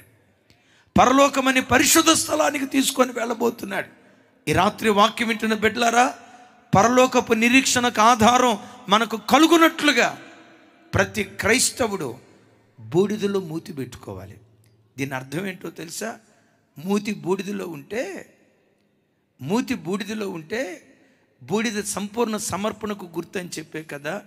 నీ ఉచ్ఛ్వాస నిశ్వాస సంపూర్ణ సమర్పణ అయి ఉండాలి, అరాకొర సమర్పణ కాదు. నేనంట నీ ఆహారం సంపూర్ణ సమర్పణ అయి ఉండాలి. ఎందుకు సంపూర్ణ సమర్పణ అయి ఉండాలో తెలుసా? ఒక్క మాట, ఆదివారం మందిరానికి ఎవరైనా రావచ్చు, తాగుబోతులు రావచ్చు, తిరుగుబోతులు రావచ్చు, వ్యభిచారికులు రావచ్చు, దొంగలు రావచ్చు. కానీ పరలోక పట్టణానికి అందరూ వెళ్ళలేరు సుమే. సంపూర్ణ సమర్పణతో బూడిదగా మిగిలిపోయిన ప్రజలే పరలోకంలో ఎత్తబడి కృప దేవుడు అనుగ్రహిస్తాడు. మోషే పిలుపునందుకొని ఐగుప్తుని విడిచిపెట్టి కనాను వైపు ప్రయాణమై వెళ్ళింది 6 లక్షల మంది. కనాను చేరింది కేవలం ఇద్దరు. 5,99,998 మంది అరణ్యంలో ఆకులు రాలిపోయినట్లుగా రాలిపోయారు. ఒకసారి ఆలోచించండి. చేరింది ఇద్దరు, తతిమ వాళ్ళు వెళ్ళలేదు. నేనంట ఆ ఇద్దరి జాబితాలో ఈ రాత్రి వాక్యం వింటున్న ప్రతి బిడ్డ ఉండును గాక. దేవా, లోకంలో నాకేమిచ్చినా ఏమివ్వకపోయినా పరలోకంలో యుగాయుగాలు నీతో బ్రతకాలి స్వామి. రాత్రి అంతా అయిపోయిన తర్వాత ఉదయం నువ్వు ప్రత్యక్షమవుతానన్నావు కదా, బూడిదని ఎత్తుకోవడానికి వస్తానన్నావు కదా, ఆ బూడిదలో నేను ఉండాలి. పరిశుద్ధ స్థలం అనే పాళ్ళానికి నేను చేర్చబడాలి. దేవుని సన్నిధిలో అడుగుదాం. దైవజనుడిగా నా ఆశ, దేవుని ప్రతినిధిగా నా కోరిక. ఈ రాత్రి ఈ మైదానంలో ఎన్ని వేల కుటుంబాలను చూస్తున్నానో, ఇక్కడ చూస్తున్న ప్రతి ముఖాన్ని పరలోకంలో కూడా చూసే భాగ్యం దేవుడు అనుగ్రహించును కాక. ఈ మీటింగ్కి వచ్చిన బిడ్డల్లో ఒక డెక్క కూడా విడిచిపెట్టకూడదు. ఇక్కడ కూర్చొని ప్రభుని ఎలా ఆరాధించామో పరలోకంలో కూడా ప్రభుని అలా ఆరాధించే ధన్యత దేవుడు మనకు దయచేయును గాక. బట్ అలాంటి వరం, అలాంటి కృప దేవుడు మనకి ఇవ్వాలంటే చెప్పండి, మనం ఏం కావాలి? చెప్పాలి. బూడిదను నుసుటుకు రాసుకోవటం కాదు, ఒంటికి రాసుకోవటం కాదు, ఈ బసమాదివారం బుధవారం దినాల్లో బూడిద రాసుకోవటం కాదు. నీ జీవితమే ఒక బూడిదగా మారితే బూడిదకు ప్రతిగా మధ్యాకాశంలో పూదండను దేవుడు అనుగ్రహించబోతున్నాడు. అట్టి కృప దేవుడు మనకు దయచేయును గాక. బిడ్డలు, పెద్దలు, యవనస్తులు, తల్లులు, ఈ సంఘమంతటికి సదా తోడయుండి నడిపించును గాక. ఆమేన్, ఆమేన్, ఆమేన్. ఇంతవరకు ఓపికతో విన్నందుకు మీకు అందరికీ కృతజ్ఞతలండి. ఇంతవరకు నా ఛానల్ సబ్స్క్రైబ్ చేసుకోకపోతే దయచేసి సబ్స్క్రైబ్ చేసుకోండి, లైక్ చేయండి, షేర్ చేయండి. ఇంకా లేటెస్ట్ వీడియోల కోసం బెల్ ఐకాన్ మీద క్లిక్ చేయండి.